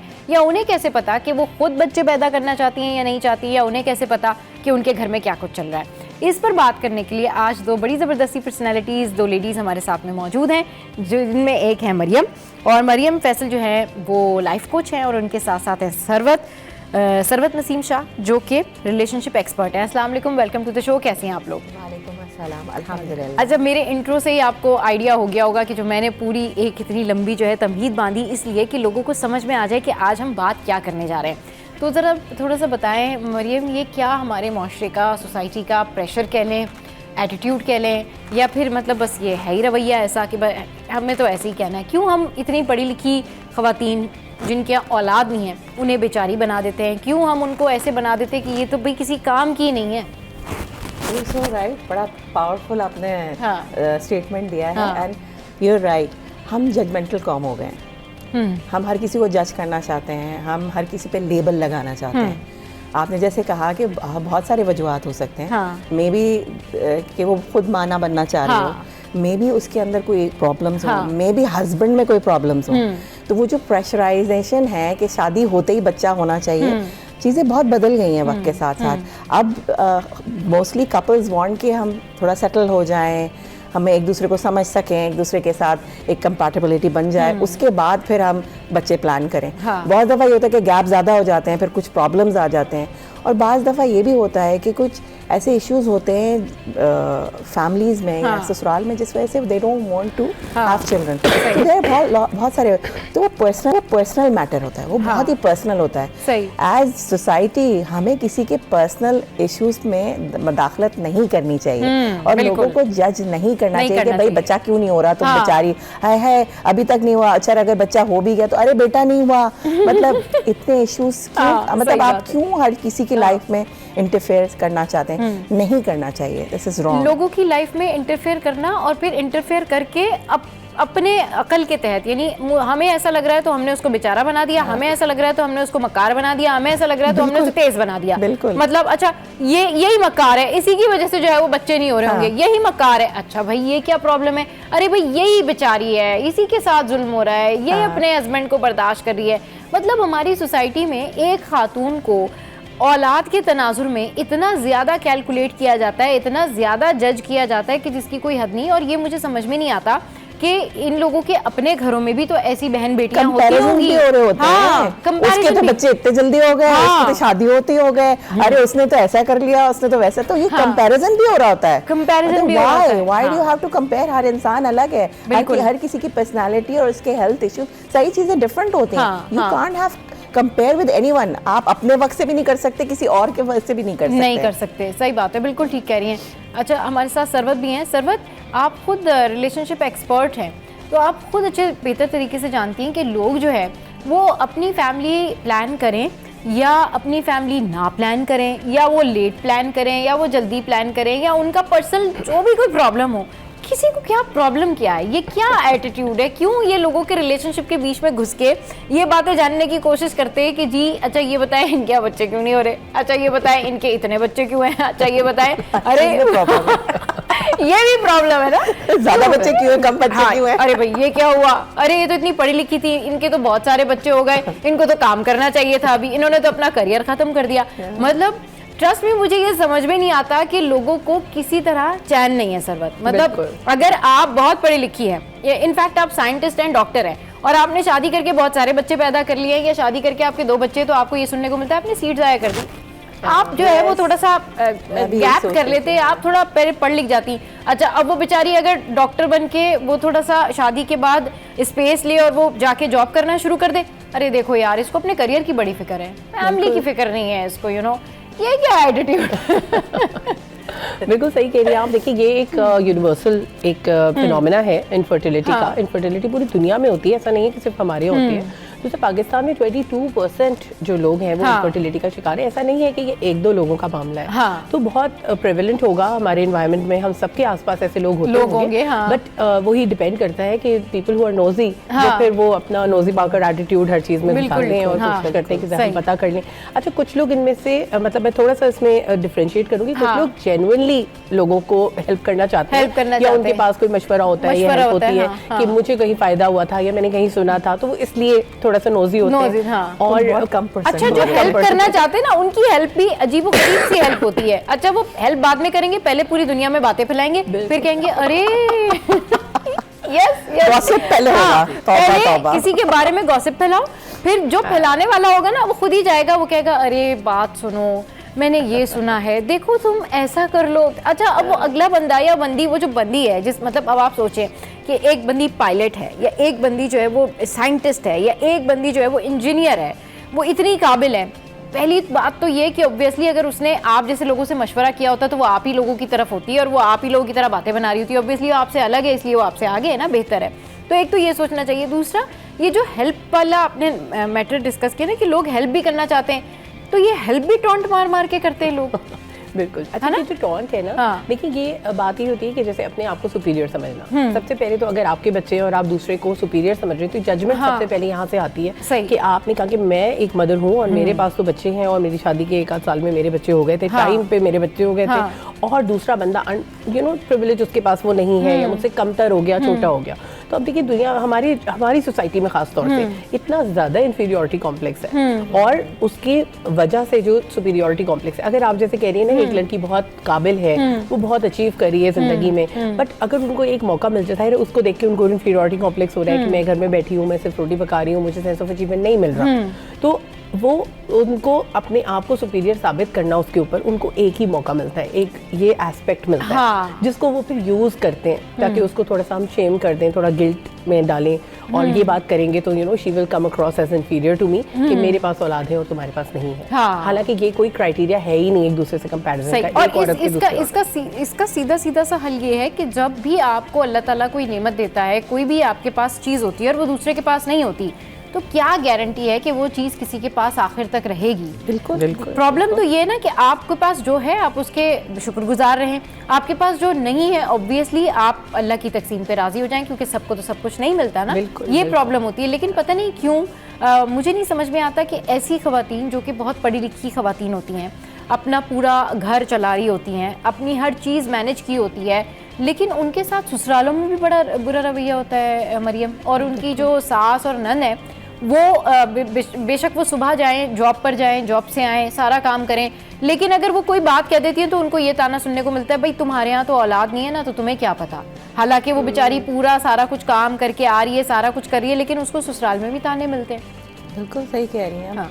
पर वो वही वाली बात है ना, जैसे मैंने शुरू में भी कहा कि we do not understand others problems, और हम वही ताने दे के और कंपैरिजन करके या भाई आपका भी ससुराल होगा ना, आपने भी अपने ससुरालों में देखा होगा कि किस तरीके से रहा जाता है या लोगों को जो है वो ट्रीट किया जाता है। तो आपके ससुराल का ज़रा बताएं कैसा माहौल था, क्या रहा?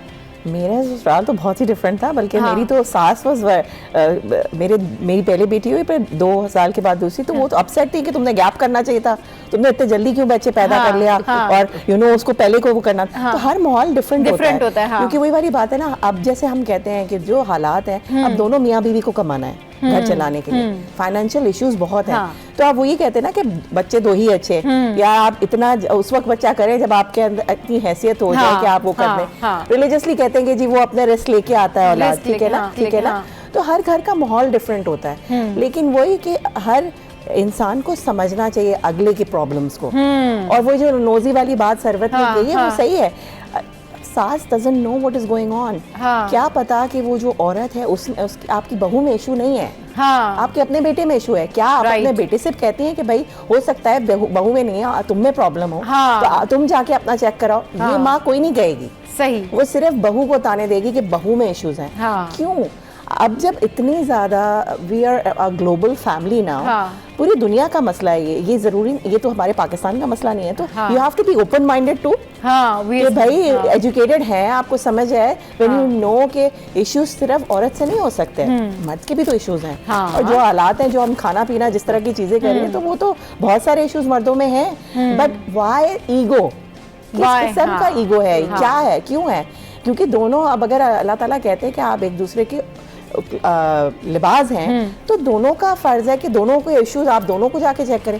तो ईगो नहीं होनी चाहिए, ना माँ को होनी चाहिए, ना सास को होनी चाहिए, ना शौहर को होनी चाहिए। और सेकंड बात ये कि जिस तरह से कह रही है कि एक तो ईगो इशू नहीं होनी चाहिए, फिर दूसरा आप कितनी भी पढ़ी लिखी औरत, लड़की, खातून, जो भी आप कह लें, अगर देख लें, और अगर उनकी शादी हुई भी है और उनके यहाँ औलाद नहीं है, मरियम मैं आपसे ये सवाल करूँगी सरवत कि ये बताएं कि वो कितना स्ट्रेस में चली जाती हैं, कितना फील करती हैं, ऑल दो उनको पता है कि वो अपनी फील्ड की माहिर है, ऑल दो उनको पता है कि वो बहुत सारे उन मर्दों से बहुत आगे हैं टेक्निकली, बहुत सारे उन लोगों से टेक्निकली बहुत आगे हैं जो कि माशरे में एक स्टेटस सिंबल रखते हैं कि जी हम जो है ना सबसे अबव हैं या हम सबसे ऊपर हैं। फिर भी एक औरत अंडर स्ट्रेस चली जाती है ये सोच के कि हाँ जी मेरा प्रॉब्लम यही है कि मेरे यहाँ औलाद नहीं। हाँ, ये क्या, कौन सा ये उनका मेंटल स्टेटस होता है। तो आज हमारे प्लेटफॉर्म से ऐसी तमाम तर ख़वातीन को आप ज़रूर मैसेज दें जिनके यहाँ औलाद नहीं है कि भाई आपको परेशान होने की ज़रूरत नहीं है, क्योंकि ऑब्वियसली कुछ चीज़ें सब अल्लाह ताला के हाथ में ही होती हैं। और ऐसी ख़वातीन, जब आपके पास दौलत है, शोहरत है, आपके पास टैलेंट है, तालीम है, अच्छी फैमिली से हैं, तो फिर आप क्यों डिस्टर्ब हैं? जस्ट बिकॉज ऑफ दैट कि कोई दूसरा आके कह रहा है आपके पास ये नहीं है, तो आप भी जाके किसी को कह दिया करें भाई आपके पास भी फला चीज़ नहीं है, मगर वो उसके ऊपर डिस्टर्ब नहीं होंगे, आप डिस्टर्ब होंगे। बिल्कुल बिल्कुल। अच्छा, ये एक सेंसिटिव टॉपिक है। हाँ। और ख़वातीन जिनकी औलाद नहीं होती उनको जैसे कहा कि तनकीद का निशाना बनाया हाँ, जाता है, हाँ। तो उससे उनकी साइकोलॉजिकल हेल्थ और सोशल स्टेटस, इन दोनों चीज़ों को डिटर्मिन किया जाता है। साइकोलॉजिकल हेल्थ तो डेफिनेटली आप जब किसी को भी ताना देंगे, किसी भी बात पे देंगे, वो डिस्टर्ब होगी। और ये एक बहुत सेंसिटिव और very personal and intimate issue होता है जिसको ज़ाहिर है औरत अपने दिल पे लेती है। तो psychologically it is very very damaging किसी भी औरत के लिए, चाहे वो अर्ली एज हो, चाहे मिडिल एजड हो, 10 साल हो चुके हैं उसकी शादी को। हाँ। ये सबके लिए ही एक सेंसिटिव टची पॉइंट है। हाँ। तो लोग इसको इस्तेमाल करते हैं और उनकी सही। साइकोलॉजिकल हेल्थ को खराब हाँ, करते हैं, नो हाँ। मैटर कि वो कितनी अपने एरिया में कामयाब एरिया हो। में। दूसरा उनका सोशल स्टेटस डिटरमिन करते हैं, जैसे कमतर उनको ट्रीट किया जाता है रादर देन कि जिसकी औलाद हो उससे तरह। अगर हाँ। 2 बहुएं होंगी, एक के बच्चे हैं, एक के नहीं है, तो वो जो बच्चे वाली होगी उसको कुछ स्टेटस हाँ बिल्कुल। हाँ, ये देवरानी जेठानी में भी बड़ा ये सुपीरियर कोई कॉम्प्लेक्स होता है। हाँ, जिसका सही कह बेटा रही उसको ज्यादा उनको उसको ज़्यादा ज्यादा जाता आता है। है। तो ये हाँ।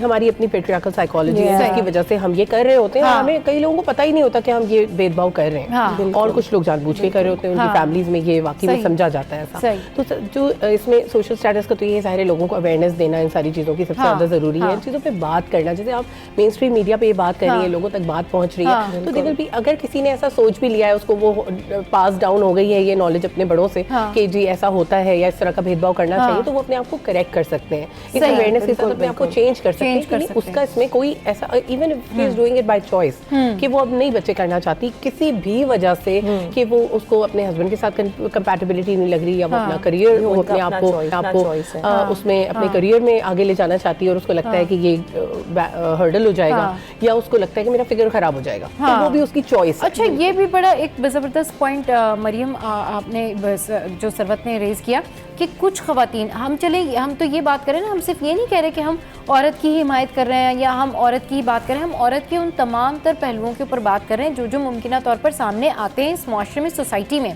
अभी आपने कहा कि जो ख़वातीन हैं, जो वर्किंग लेडीज़ हैं, बहुत सारी ऐसी हैं जो वाकई खुद भी नहीं चाहती कि उनके यहाँ जो है वो बच्चे हों, या फिर उनका जो है वो फिगर ख़राब हो, उनका जो है वो करियर रुक जाए। इस वजह से भी बहुत सारी ख़वातीन जो है वो अपनी फैमिली बनाने में या फैमिली जो है वो या बच्चे पैदा करने से बड़ा दूर है। जी, जैसे आप कह रही थी ना भी कि इसके रीजंस क्या हैं, हाँ। बहुत जगह पे ये ट्रॉमा बेस्ड भी हो सकती है चीज़। अच्छा। एक इंसान जिसका अपना बचपन ट्रॉमेटाइज गुजरा होता हाँ। है, हो सकता है वो उसके लिए इजी ना हो इस फेज से गुजरना।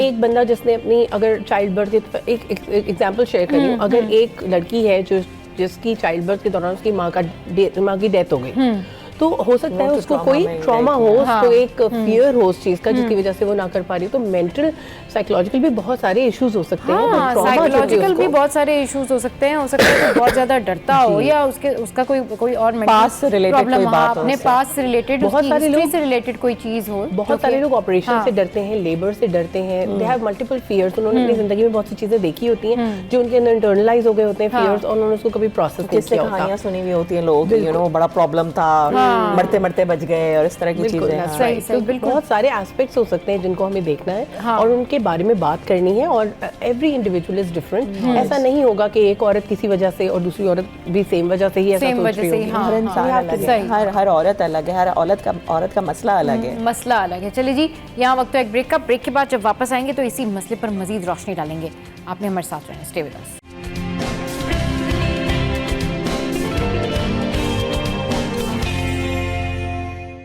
Welcome back. तो मरियम हमारे साथ हैं, सरवत हमारे साथ हैं, और बात कर रहे हैं हम लेडीज़ के ऊपर, उन लेडीज़ के ऊपर जिनकी औलाद नहीं है, जिनको कोई प्रॉब्लम है, या फिर वो खुद नहीं चाहती कि उनकी जो फैमिली है वो आगे बढ़े, या फिर उनके ऊपर कोई सोशल प्रेशर है, या फिर उनके साथ कोई ना कोई ऐसा सिनेरियो है, वाकई उनकी जो है कोई ना कोई प्रॉब्लम है जिस वजह से उनके साथ ये प्रॉब्लम आते हैं। लेकिन इस सारे प्रॉब्लम में इन तमाम तर औरतों को हौसले से रहना है और किसी की बातों को अपने सर पे नहीं लेना, क्योंकि कुछ चीज़ें सिर्फ अल्लाह के हाथ में ही होती हैं।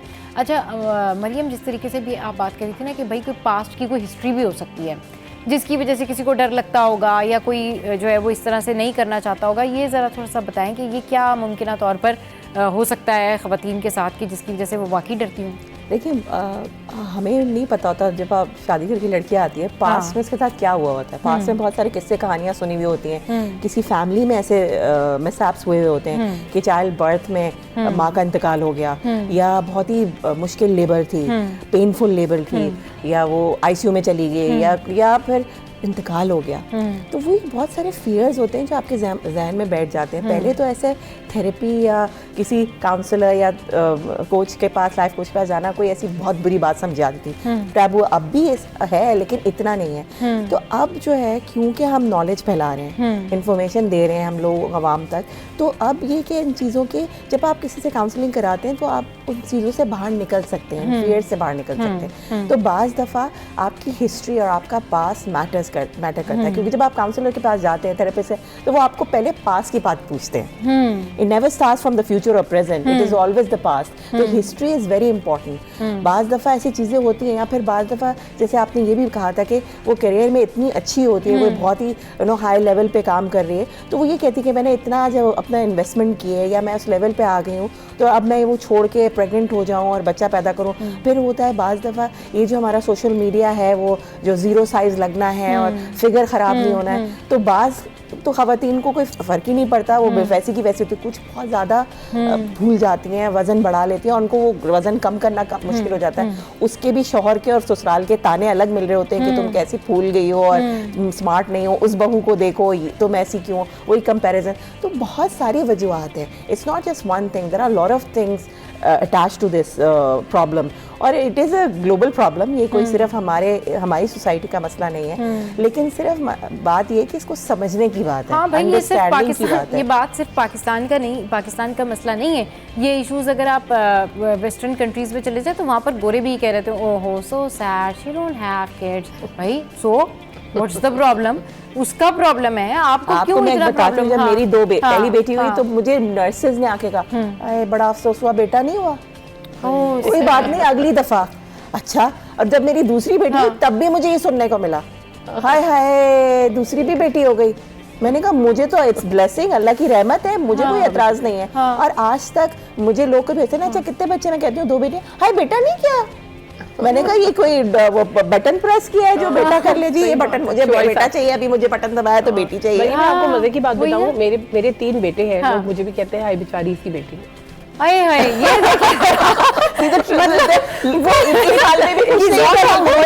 किसी तरह चैन नहीं है लोगों को कि मतलब अगर उनकी 2 बेटियां हैं तो उनको कह रहे कि ओए होए आपका बेटा नहीं है, उनकी 3 बेटियां हैं तो उनको कह रहे हैं हाय हाय आपकी कोई बेटी नहीं है। मतलब भाई किसी तरह पे भी ना लोगों को चैन नहीं है, सुकून नहीं है। जी 5 सिस्टर्स, मेरे अब्बा के साथ ये होता था। अच्छा, जब बेटी पैदा वो कहते थे अरे अकबर साहब बहुत अफसोस हुआ आपकी, अब फिर बेटी पैदा हो गई, हाय हाय बेटा नहीं हुआ अभी तक। तो मैंने कहा नहीं, मेरा एक पहला बेटा है, मुझे तो बेटियां मुझे बहुत पसंद है, अल्लाह की रहमत होती है। हर दफा वो कहते थे आप मिठाई क्यों बांट रहे हैं, आपकी बेटी हुई है।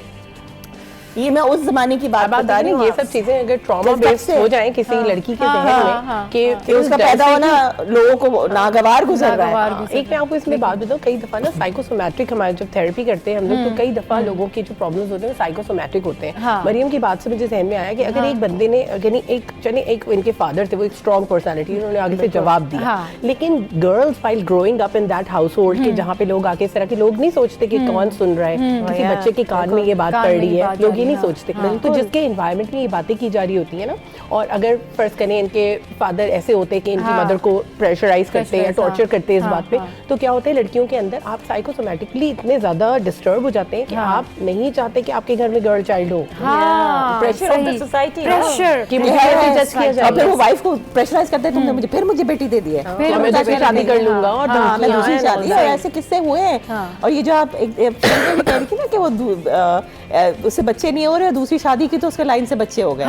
मेरे सामने था कि बच्चा नहीं हो रहा, बेटा नहीं हो रहा, तुम लाइन से बेटियां पैदा करो, 3-4 बेटियां, और उसके बाद उसने दूसरी शादी की, ठीक है, दूसरी शादी की तो उसको फिर से बेटियां हुई, अच्छा तो अब उसने कहा कि मेरे अंदर कमी थी, हाँ आपने दूसरी शादी की और अपने से आधे उम्र की लड़की से, यंग होगी तो बेटा दे देगी। अरे भाई ये क्या, तो ये मेंटालिटी क्या है आप बताएं? हाँ। ये और मेंटालिटी देखिए एंटी साइंटिफिक ना, जब आप उसके पास एक्स क्रोमोसोम है ही नहीं, वो कहाँ बिल्कुल से नहीं देगी? देगी। सही बात वाई है, क्रोमोसोम ये नहीं है, हाँ, सॉरी, तो सही मैन बात। हैज दैट क्रोमोसोम जो वही कि ना, आप हाँ। पास ऑन करें। तो आप कैसे कह सकते हैं कि वही बेटी देगी? लाइन से आप बीवियां जाना जमा करनी शुरू कर देंगे, वो बेटा देगा।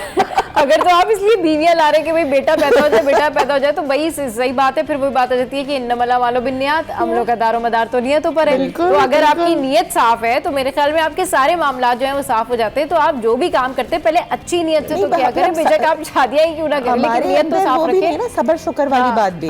हम ना इस किसी बात से खुश होते हैं, लोग तो आपको खुश रहने नहीं देते नहीं ना। रहने देते, अगर हाँ। बेटी से आप खुश है, बेरहमत है, तो उसपे भी तकलीफ है, और बेटे हैं तो उसपे भी तकलीफ है। अच्छा फिर पता है क्या, फिर ये होता होगा, मैं आपको बताती हूँ, क्योंकि मैं मैं तो अपने माँ बाप की इकलौती बेटी, तो मुझे पता है ना कि मेरी अम्मी को कितना प्रेशर फील करना हुआ होगा, या मेरी अम्मी ने कितना कुछ सहा होगा। ऑब्वियसली वो बताती, क्योंकि मेरा तो कोई भाई नहीं है, मेरी तो कोई बहन नहीं है, तो उनको बेचारियों को पता नहीं, वो तो मुझे नहीं कहती, लेकिन मुझे आइडिया है कि उनकी दोस्तें या खानदान में लोग उनको कितना प्रेशराइज करते होंगे। ओए होए तुम्हारा तो कोई बेटा ही नहीं है, कोई और औलाद भी नहीं है। कोई और भी नहीं है, तुम्हारी तो एक ही बेटी है। अच्छा मतलब मैं खुद ये सोचती हूँ कि अम्मी ने वाकई क्या क्या कुछ सहा होगा ना इस बारे में, कि भाई तुम्हारी तो एक ही बेटी है, या किसी का एक ही बेटा हो, हाय हाय तो इसका तो एक ही बेटा है। तो ये भी एक बड़ा प्रेशर होता है। तो अभी आप जिस तरीके से कह रही है ना कि आपके फादर को लोग आके कहते थे कि तुम मिठाई क्यों बांट रहे हो, ये मेंटेलिटी आप लोगों की चेक करें कि बेटा हो या बेटी हो, भाई उनके फादर हैं, अगर वो मिठाई बांटना चाह रहे हैं तो वो खुशी से बांटेंगे वो मिठाई। मेरे हाँ अब्बा को लड़कियां बहुत पसंद थी। हाँ। वो कहते थे मेरी तो रहमत, अल्लाह ताला ने मुझे घर में रहमत दी है। हाँ। वो एक सोच है ना आपकी। हाँ। तो हमारी मेंटालिटी, और जिनकी बेटियां होती है ना उनको आके और साइड कर देते हैं, हाय हाय कुछ दिनों बाद तो ये चली जानी है, हाय हाय इनकी तो शादी हो जानी है, हाँ ये तो पराई है। अरे भाई बेटे पराए होते हैं, बेटियां पराई नहीं होती है ना, यही होता है भाई। अब मतलब क्या हो रहा है? हाँ अब बेटे शादी करके बीवी लेके नहीं चले जाते क्या? वही तो अब मेरे ख्याल में जिन जिन के बेटे हैं ना उनको जाके आपने ये कहना है कि आए हाय तुम्हारा तो बेटा पराया हो जाना है, आए हाय तुम्हारे तो बेटे ने चले जाना है। Exactly the same behaviour we have in our society, कि अब ना उल्टा ही है कुछ, क्योंकि बेटियां जो हैं वो अपने माँ बाप के साथ हमेशा रहती हैं, अगर वो ससुरालों में भी चली जाएं तो वो हमेशा रहती है। भाई मैं या आप, हम में से कोई भी तसव्वुर भी नहीं कर सकता कि हम जिंदगी में कभी भी अपने पेरेंट्स का साथ छोड़ सकते हैं। लेकिन अब अगर आप किसी बेटे से पूछेंगे ना, उसके प्लान्स होंगे, उसके बड़े सारे प्लान्स होंगे कि ठीक है मैंने तो बाहर भी जाना है, मैंने तो ओके इधर भी सेटल होना है, उधर भी सेटल होना है। सो मेरे ख्याल में अब बड़ी सिनेरियो जो है वो चेंज हो गया। और जो लोग बेटे बेटी के ताने मारते थे ना लोगों को, मेरे ख्याल में उनको काफी ज्यादा अकल आ जानी चाहिए। बिल्कुल बेटियां ही काम आती हैं, काम इन दी एंड बेटियां ही आती हैं।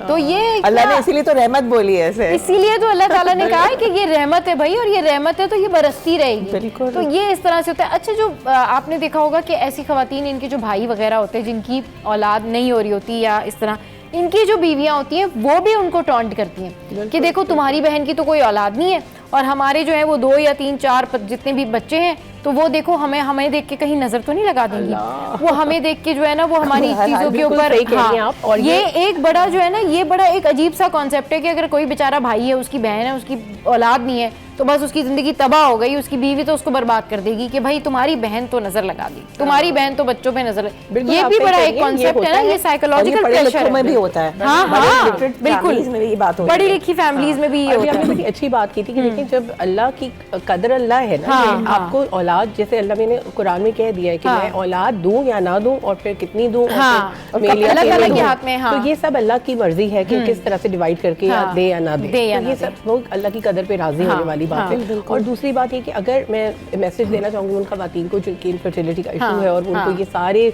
जो सोसाइटी के इशूज है फेस करने पड़ते हैं, उनके ताने फेस करने पड़ते हैं, और वो इनकम्प्लीट या एम्प्टी फील करती हैं अपने आप को, तो हज़रत आयशा रज़ियल्लाहु ताला अन्हा हमारी जो उम्मुल मोमिनीन है, वो उनके कोई बच्चे नहीं थे। She didn't have any children. तो she was complete and she is our mother. उनकी कितनी बड़ा उनका रुतबा अल्लाह ताला ने उनको दुनिया में दिया। तो यही हम ये बात तो कर रहे हैं ना कि भाई खवातीन का जो क्रेडिट है वो आप क्यों माइनस कर देते हैं। मतलब एक लड़की टॉपर है, ठीक है, अपने कॉलेज की, अपने स्कूल की, या अपनी फील्ड की वो माहिर है, आप उसको कहाँ कंपैरिजन करके जो है ना कहीं आप उसका कंपैरिजन करेंगे और आप उसको डाउन कर देंगे कि अच्छा जी इसके पास तो ये नहीं है, इसको तो ये नहीं।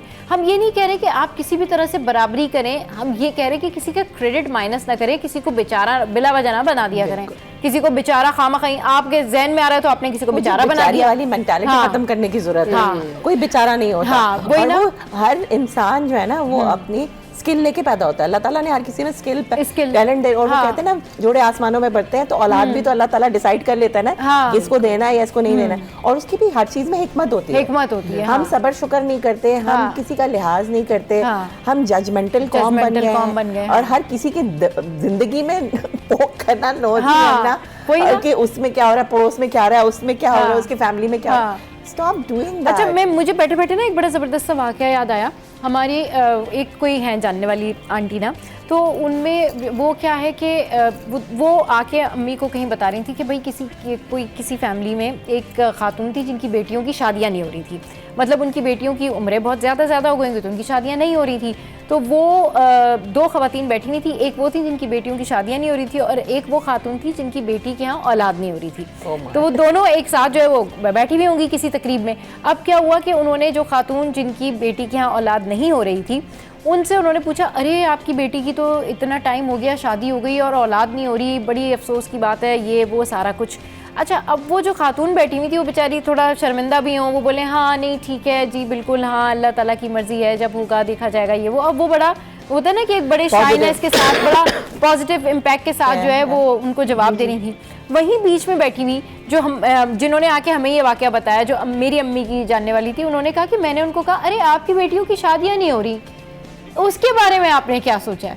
तो you know she turned her face, उन्होंने फौरन अजीब जो है ना बुरा मुंह बना के इस तरह से कर लिया कि आप मुझे टॉन्ट मार रही हैं। तो उन्होंने कहा इवेंचुअली आप भी उनको टॉन्ट ही मार रही हैं। ये पूछना नहीं होता, ये ताना देना होता है। पूछना इज एन अदर थिंग। पूछना इज आप यू बीइंग नोजी। हाँ, कि भाई क्यों औलाद नहीं हो रही? हाँ, कि शादी वो क्या कोई माँ चाहती है कि बेटियों की शादी ना हो या बेटे की शादी ना हो? हर कोई चाहता है, लेकिन क्या वजूहात लोग माओ से पूछ के ना उनको स्ट्रेस में ले आते हैं, पेरेंट्स से पूछ के उनको स्ट्रेस में ले आते हैं। आप जरा जिस बच्ची के बारे में, जिस लड़की के बारे में बात करते हैं ना कि उसकी शादी नहीं हो रही, डायरेक्टली उससे जाके पूछ के देखें कि तुम्हारी शादी नहीं हो रही, वो आपको ऐसा जवाब देगी कि आप जो है ना ठीक हो जाएंगे, आप बिल्कुल आपके आसान खता हो जाएंगे कि इसमें जवाब क्या दिया है। आप लोग बात करते हैं लोगों के पेरेंट्स से, उनको स्ट्रेस में लेके आते हैं। दैट्स वाई ये सारी चीजें होती है। मैं तो ये कहती हूँ कि कोई ना डायरेक्ट आके उन लड़कियों से जाके जरा पूछ ले, फिर आपको जवाब मिलना है और फिर आपने जिंदगी भर ये सवाल नहीं करना कि शादी नहीं हो रही।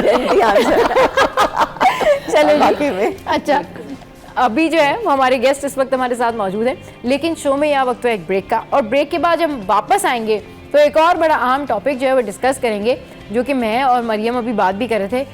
ईद की शॉपिंग कर ली, ईद की तैयारी कर ली, ईद की तैयारी कब कर लेनी चाहिए, ईद की तैयारी जल्दी जल्दी कर लेनी चाहिए, वैसे कर ही लेनी चाहिए क्योंकि बस रमज़ान की आमद है। Stay with us, keep watching city at 10।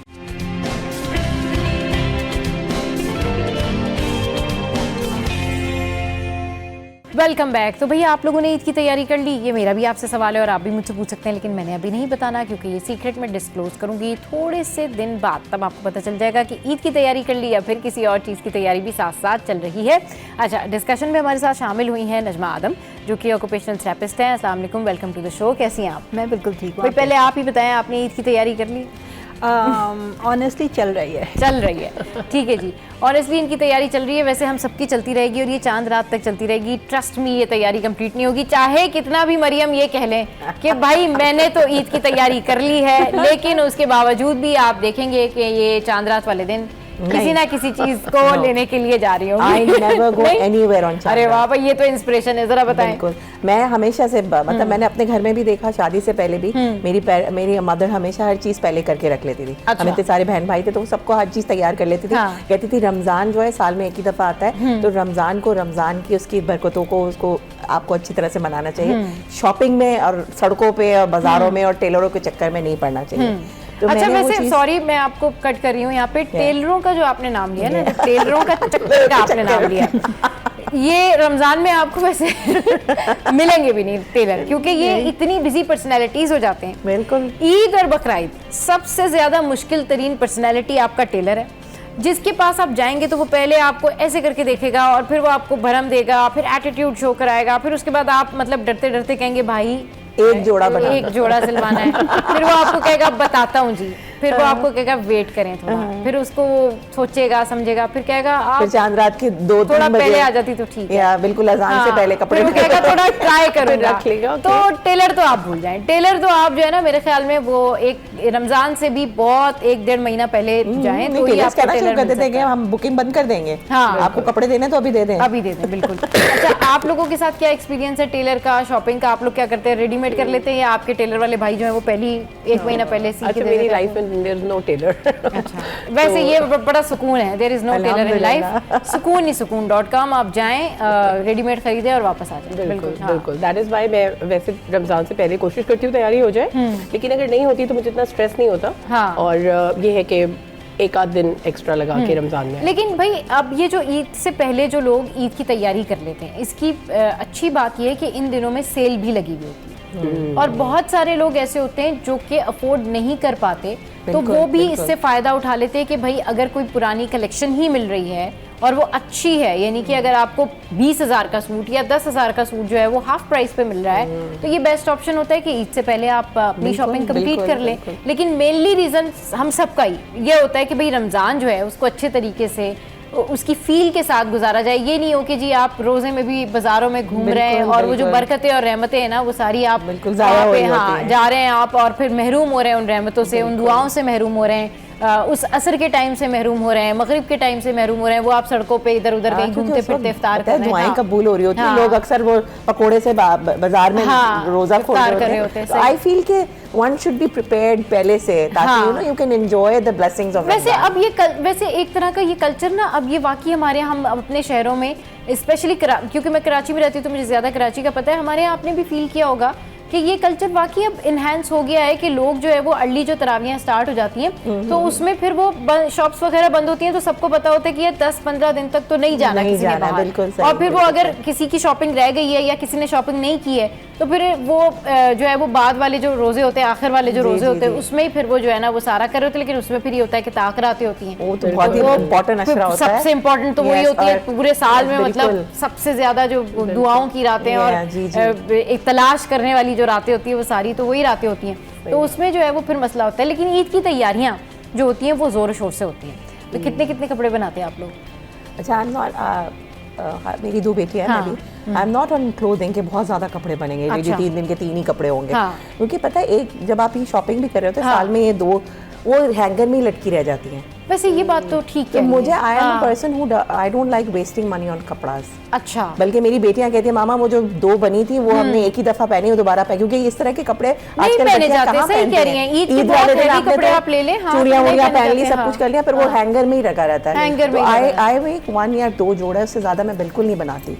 कभी कभार तो एक ही बनाती हूँ, क्योंकि मुझे पता है ये फिर हैंगर में लटक जाएगा और वो वेस्ट होता है। आई डोंट लाइक कि वो खामाखाई में लगाओ, तो अक्सर ये होता है तो मैं निकाल के दे देती हूँ किसी को कि भाई अगर नहीं पहने तो कोई और पहन लेगा, और फिर वो मुझे खुद ही कहती है मामा डोंट मेक। लेकिन वैसे क्या आप लोग ज्यादातर मरियम क्या बनाते हैं? आप लोग कमीज शलवार ले लिया, फ्रॉक्स ले ली, आजकल तो भाई हर तरह का ड्रेस है जो आप लेना चाहें, मतलब लॉन्ग शर्ट्स हैं, शॉर्ट शर्ट्स हैं, गरारे मेरे फेवरेट गरारे हैं, मैं तो बहुत ज्यादा जो है ना गरारे, आई लव गरारा, मुझे गरारा बड़ा पसंद है। ईद का माहौल होता है तो you can, I love cotton के गरारे। हाँ, मेरी बेटी को बड़े प्यारे लगते हैं, सुबह सुबह कॉटन के गरारे, सफेद रंग का चिकन का गरारा, मैं तो खुद भी बहुत पहनती हूँ। मेरे पास कॉटन के चिकन के गरारे हैं तो उसके साथ कोई शर्ट बना लेती हूँ, या वाइट ही कोई लाइट कलर में, और वो बड़ा खूबसूरत लगता है। खूबसूरत लगता है। आप सरवत? बिल्कुल, मैं क्योंकि बचपन में भी I was the only girl in the family, और उस वक्त मुझे बहुत ज्यादा शौक था, जाहिर है वो जुम्मतुल विदा के और पाक रातों के, नहीं भाई 4 जुम्मे के कपड़े तो मेरे, मैं भी अपने अलग से बनाती हूँ, तो वो उस वक्त बहुत ज्यादा क्रेज था, क्योंकि इस मंथ में कहते हैं हिसाब भी नहीं होता ना, तो आप जितने भी कपड़े जितनी भी शॉपिंग करें ना तो उसका कहते हैं कि हिसाब भी कोई नहीं होता। तो ये कि फिर आप बस अगर आपके पास अफोर्ड कर सकते हैं आप तो डेफिनेटली फिर आप जो है वो जितना ले सकते हैं आप ले लें। नजमा, आप जरा बड़ा चुप क्यों बैठी नहीं है ये बताएं, आप अलग से ईद बनाती हैं? नहीं, बिल्कुल नहीं।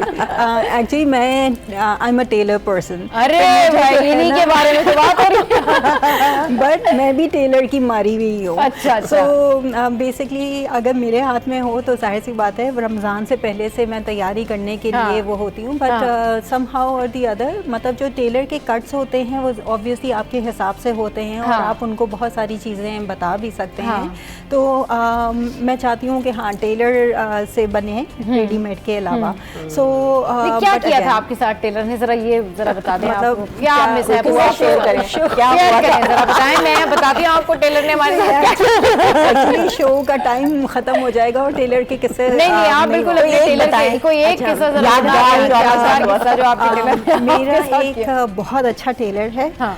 मतलब जब बनने के बाद आता है ना तो वो सारी जो ट्रॉमा होता है ना वो खत्म हो जाता है। कपड़े लेके जाने का ट्रॉमा, कपड़े दे के खरीदने बताने का, का, मैचिंग का, बहुत हाँ, सारी समझाने का ट्रॉमा, फिर जब कपड़े बन के आ जाए उसको देखने के बाद एक और ट्रॉमा। अच्छा उसका क्या है, उसका एक सेट पैटर्न है। 5-6 साल से मैं उसके पास जा रही हूँ। हाँ। तो वो कपड़े तो ले लेता है, समझ भी जाता है, बहुत अच्छे कट्स होते हाँ। हैं और मैं बाद में बहुत खुश होती हूँ। मगर वो जो ड्यूरेशन होती है ना जिसमें उससे डीलिंग करनी है, उसका फ़ोन ऑफ जा रहा होता है मोस्टली, या वो अचानक से एक ही बात कहता है कि घर में कोई बीमार है या क्या है, मतलब अचानक से गायब हो जाता है। फिर आखिर में क्या होता है कि वो या तो शर्ट मिसिंग होती है या ट्राउज़र में, मतलब कोई एक चीज़ फंसा देता है।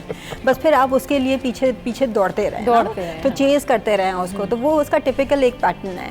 मगर जब आपके हाथ में पूरी चीज़ आ जाती है उसके बाद मेमोरी लॉस हो जाती है कि चलो शुक्र है कि it was worth the effort, कपड़े बन के आ गए और कपड़े सिल के आ गए। yeah. मरियम, आपका कोई एक्सपीरियंस हुआ आपके टेलर के साथ कुछ ऐसा सरवत?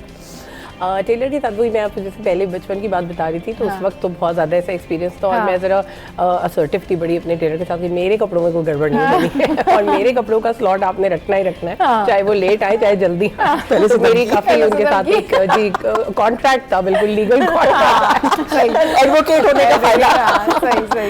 बिल्कुल, तो वो मेरे अल्हम्दुलिल्लाह मुझे अल्टीमेटली इस सारे ट्रॉमा से गुजरने के बाद मिल जाते थे कपड़े। और अब ये है कि with age with time maturity एक आती है, तो आई प्रेफर सॉलिड्स। और मुझे ये होता है कि अगर आपने सॉलिड ले लिया अब हम लोग टेलर से धोखे खा खा के इतना संभल गए हैं कि अब हम टेलर की दुकान के बाहर से भी गुजर रहे तो हमें वाइब्स आ जाती है, यहाँ कपड़े नहीं देने, इस टेलर को कपड़े नहीं देने, इस टेलर के बाहर जो डिजाइन हैंग हुए हैं शर्ट्स के, ये बता रहे हैं कि इसने जो है अपने सारे क्लाइंट्स को बहुत टॉर्चर किया होगा। मैं तो यकीन करें, मैं तो अगर किसी टेलर की दुकान के बाहर से गुजर रही हूँ ना तो आई यूज्ड टू अज्यूम, मैं कहती हूँ नहीं ये तो बाहर ही इतने बुरे डिजाइन हैं, तो ये टॉर्चर, ये टॉक्सिक किस्म का टेलर है, यहाँ नहीं जाना आपने, तो आप वाकई ना जाया करें, आप वहीं जाया करें जो टेलर आपको समझ में आता है। अब उसकी शॉप पे जो कपड़े हैंग होते हैं ना, उससे आप उसके मूड, उसके टैलेंट का अंदाजा लगा लिया करें कि वो किस तरह का टेलर होगा और उसने कितना तंग किया होगा अपने लोगों को। मगर इन दी एंड अगर हम रेडीमेड भी लेके आए ना, स्पेशली मैं, तो मुझे वो ठीक करवाने पड़ते हैं, मतलब ये नहीं कि उसका कुछ ना कुछ ऑल्टर करना पड़ता है और वो फिर भी आपको दर्जी के पास जाना पड़ता है, राइट? हाँ, तो कहीं ना कहीं किसी ना किसी चीज के लिए हम रेडीमेड भी लेके आए ना, तो कुछ भी होता है उसमें थोड़ा सा भी कुछ भी, तो आपको टेलर के पास जाना पड़ता है। और वो फिर आपको ऐसा लगता है कि भाई ये जो टेलर भाई हैं, लेकिन गरारों के लिए तो डेफिनेटली जाना पड़ता है, कोई गरारा नहीं मिलता रेडीमेड अच्छा वाला। नहीं, अच्छे मिलते हैं, पता है कहाँ मिलते हैं अच्छे गरारे? अच्छे गरारे मिलते हैं, लेकिन आप जो चाहते हैं ना उसके अंदर की वो सारी चीजें हों, उस गरारे के अंदर वो खूबसूरत बेल लखनऊ सी टाइप का बना हुआ हो और बड़ा प्यारा सा उसका घेर हो, अपनी चॉइस से, हाँ, वो नहीं मिलते। वो तो फिर आपको मेरे ख्याल में 3 महीने पहले टेलर के साथ बैठ जाना चाहिए, मीटिंग का टाइम ले लेना चाहिए। हर दर्जी गरारे भी नहीं सी सकता, नॉट एवरीबॉडी कैन स्टिच गरारा। मुझे याद आया, मैंने एक बार गरारा सिलवाया था, तो बड़े मजे से शॉपिंग की, सारी चीजें सब कुछ जाके, और आपको पता है वो क्या होते हैं, मैचिंग और ये वो, फिर बेर और पर्ल्स और ये जो सब कुछ लेकर, गोटे और लाइनिंग और सब कुछ लेके टेलर को दे दिया। बड़ी मेहनत पहले ही हो गई और उसने मुझे टाइम दिया 15 दिन के बाद आप आ जाइएगा। और जब मैं 15 दिन के बाद गई तो उसने मुझे बोला इसमें इतना कपड़ा कम है, he didn't make it। एक और बड़ी इंटरेस्टिंग चीज ये करते हैं कि अपनी तरफ से बेल या लेस या कोई एडिशनल कोई चीज लगा दें। आप उनको जितना भी समझाएं कि नहीं ये बिल्कुल प्लेन होना है इस तरह से, और वो फिर कहते हैं बाजी हमने तो लगाया आपके अच्छे करने के लिए, अच्छे करने के लिए, हाँ। तो वो और ज्यादा वो हो जाता है कि आपने कुछ और सोच के रखा हो, जब फाइनल लुक आए तो पता चले ये बड़ा अच्छा एंगल आपने बताया। टेलर जो है आजकल डिजाइनर बन गए, गए हैं। अपने पास से लगा देते हैं कपड़ा ना, अपने पास से डिजाइन कि मैंने सोचा कि आपको पसंद है, तुमने क्यों सोचा मुझे पसंद आएगा, मुझे ये पसंद नहीं आएगा। टेलर्स जो है ना एक्चुअली अपने आप को अब डिजाइनर समझने लगे, अब वो कहते हैं मास्टर टेलर, मास्टर डिजाइनर। अब आप उनके कार्ड में पढ़े, क्योंकि मैं इसलिए कह रही हूँ, अरे वाह, ये भी एक नया आइडिया, मास्टर डिजाइनर। अच्छा, 10 साल I was in the fashion industry as a fashion designer and image consultant. अच्छा। तो मेरे पास जो मैंने खुद अपने टेलर्स को ट्रेन किया हुआ था कट्स पे और सिलाई पे, और मैं इतनी पर्टिकुलर थी कि मेरे कपड़े में हमेशा कहती थी उल्टा पहले देखो फिर सीधा देखो, मतलब अच्छा, फिनिशिंग। हाँ। मैं कहती थी अगर आपको काम बनाना है कहकशा गिजरी वगैरह चले जाएं, आप मेरे पास ना आए। हाँ। I was famous for my cut and finishing. अरे तो मेरा वाह। तो वो तो बेचारा इतना परेशान होता था, मैं तो अक्सर पीसेज उधड़वा देती थी कि मुझे अगर I am not happy with the quality, तो how can my client. Teacher थी आप। ओहो, वो मेरी सास से शिकायतें करता था मेरा मैडम बहुत स्ट्रिक्ट है। मैंने कहा देखो क्वालिटी पे कभी कॉम्प्रोमाइज नहीं Quality पे करना चाहिए। compromise नहीं कि भाई करता, कोई yes. टाइम निकाल के आपके भरोसा करके दे रहा है आपको हाँ, ऑर्डर, तो आपको इवन अब जो मेरा दर्जी है उसको मैंने कितना ट्रेनिंग किया है कि पैंट कैसे कट, पैंट की कट यहाँ पैंट टेलर सी नहीं सकते, गरारा भी छोड़ दें, आप प्रॉपर पैंट भी नहीं सी सकते, उसमें कोई पैंट भी इश्यूज नहीं होते सी सकते, हैं। बिल्कुल तो मैं सही तो कह रही हैं बहुत आप। सारे कितने दर्जियों को ट्रेन कर चुकी हूँ कि कट सही को ये कट खराब है, इसमें ये प्रॉब्लम है, यहाँ जोल क्यों आ सही रहा है। बात है, वो आपकी हिम्मत थी, आप टेलर्स को सही कर चुकी हैं, लेकिन आम बंदे की हिम्मत नहीं है कि वो टेलर से बहस कर सके। नो, आप डिजाइनर से बहस कर लें, मैं कहती हूँ जो प्रॉपर डिजाइनर है ना, आप उनसे बहस कर लें, उनका सर खा लें, वो आपको समझ लेंगे। टेलर आपका जो है वो बहस भी नहीं सुनेगा और आपकी बात भी नहीं सुनेगा। अच्छा जी, यहाँ वक्त एक ब्रेक का, ब्रेक के बाद जब वापस आएंगे तो फिर ये भी पूछेंगे कि ईद की तैयारियां जितनी जितनी चल रही हैं, जितनी जितनी कर ली हैं, उसमें क्या क्या चीज़ें अभी रह गई हैं और क्या इंपॉर्टेंट चीज़ होती है जिसके बगैर ईद नहीं गुजरती। स्टे विद अस।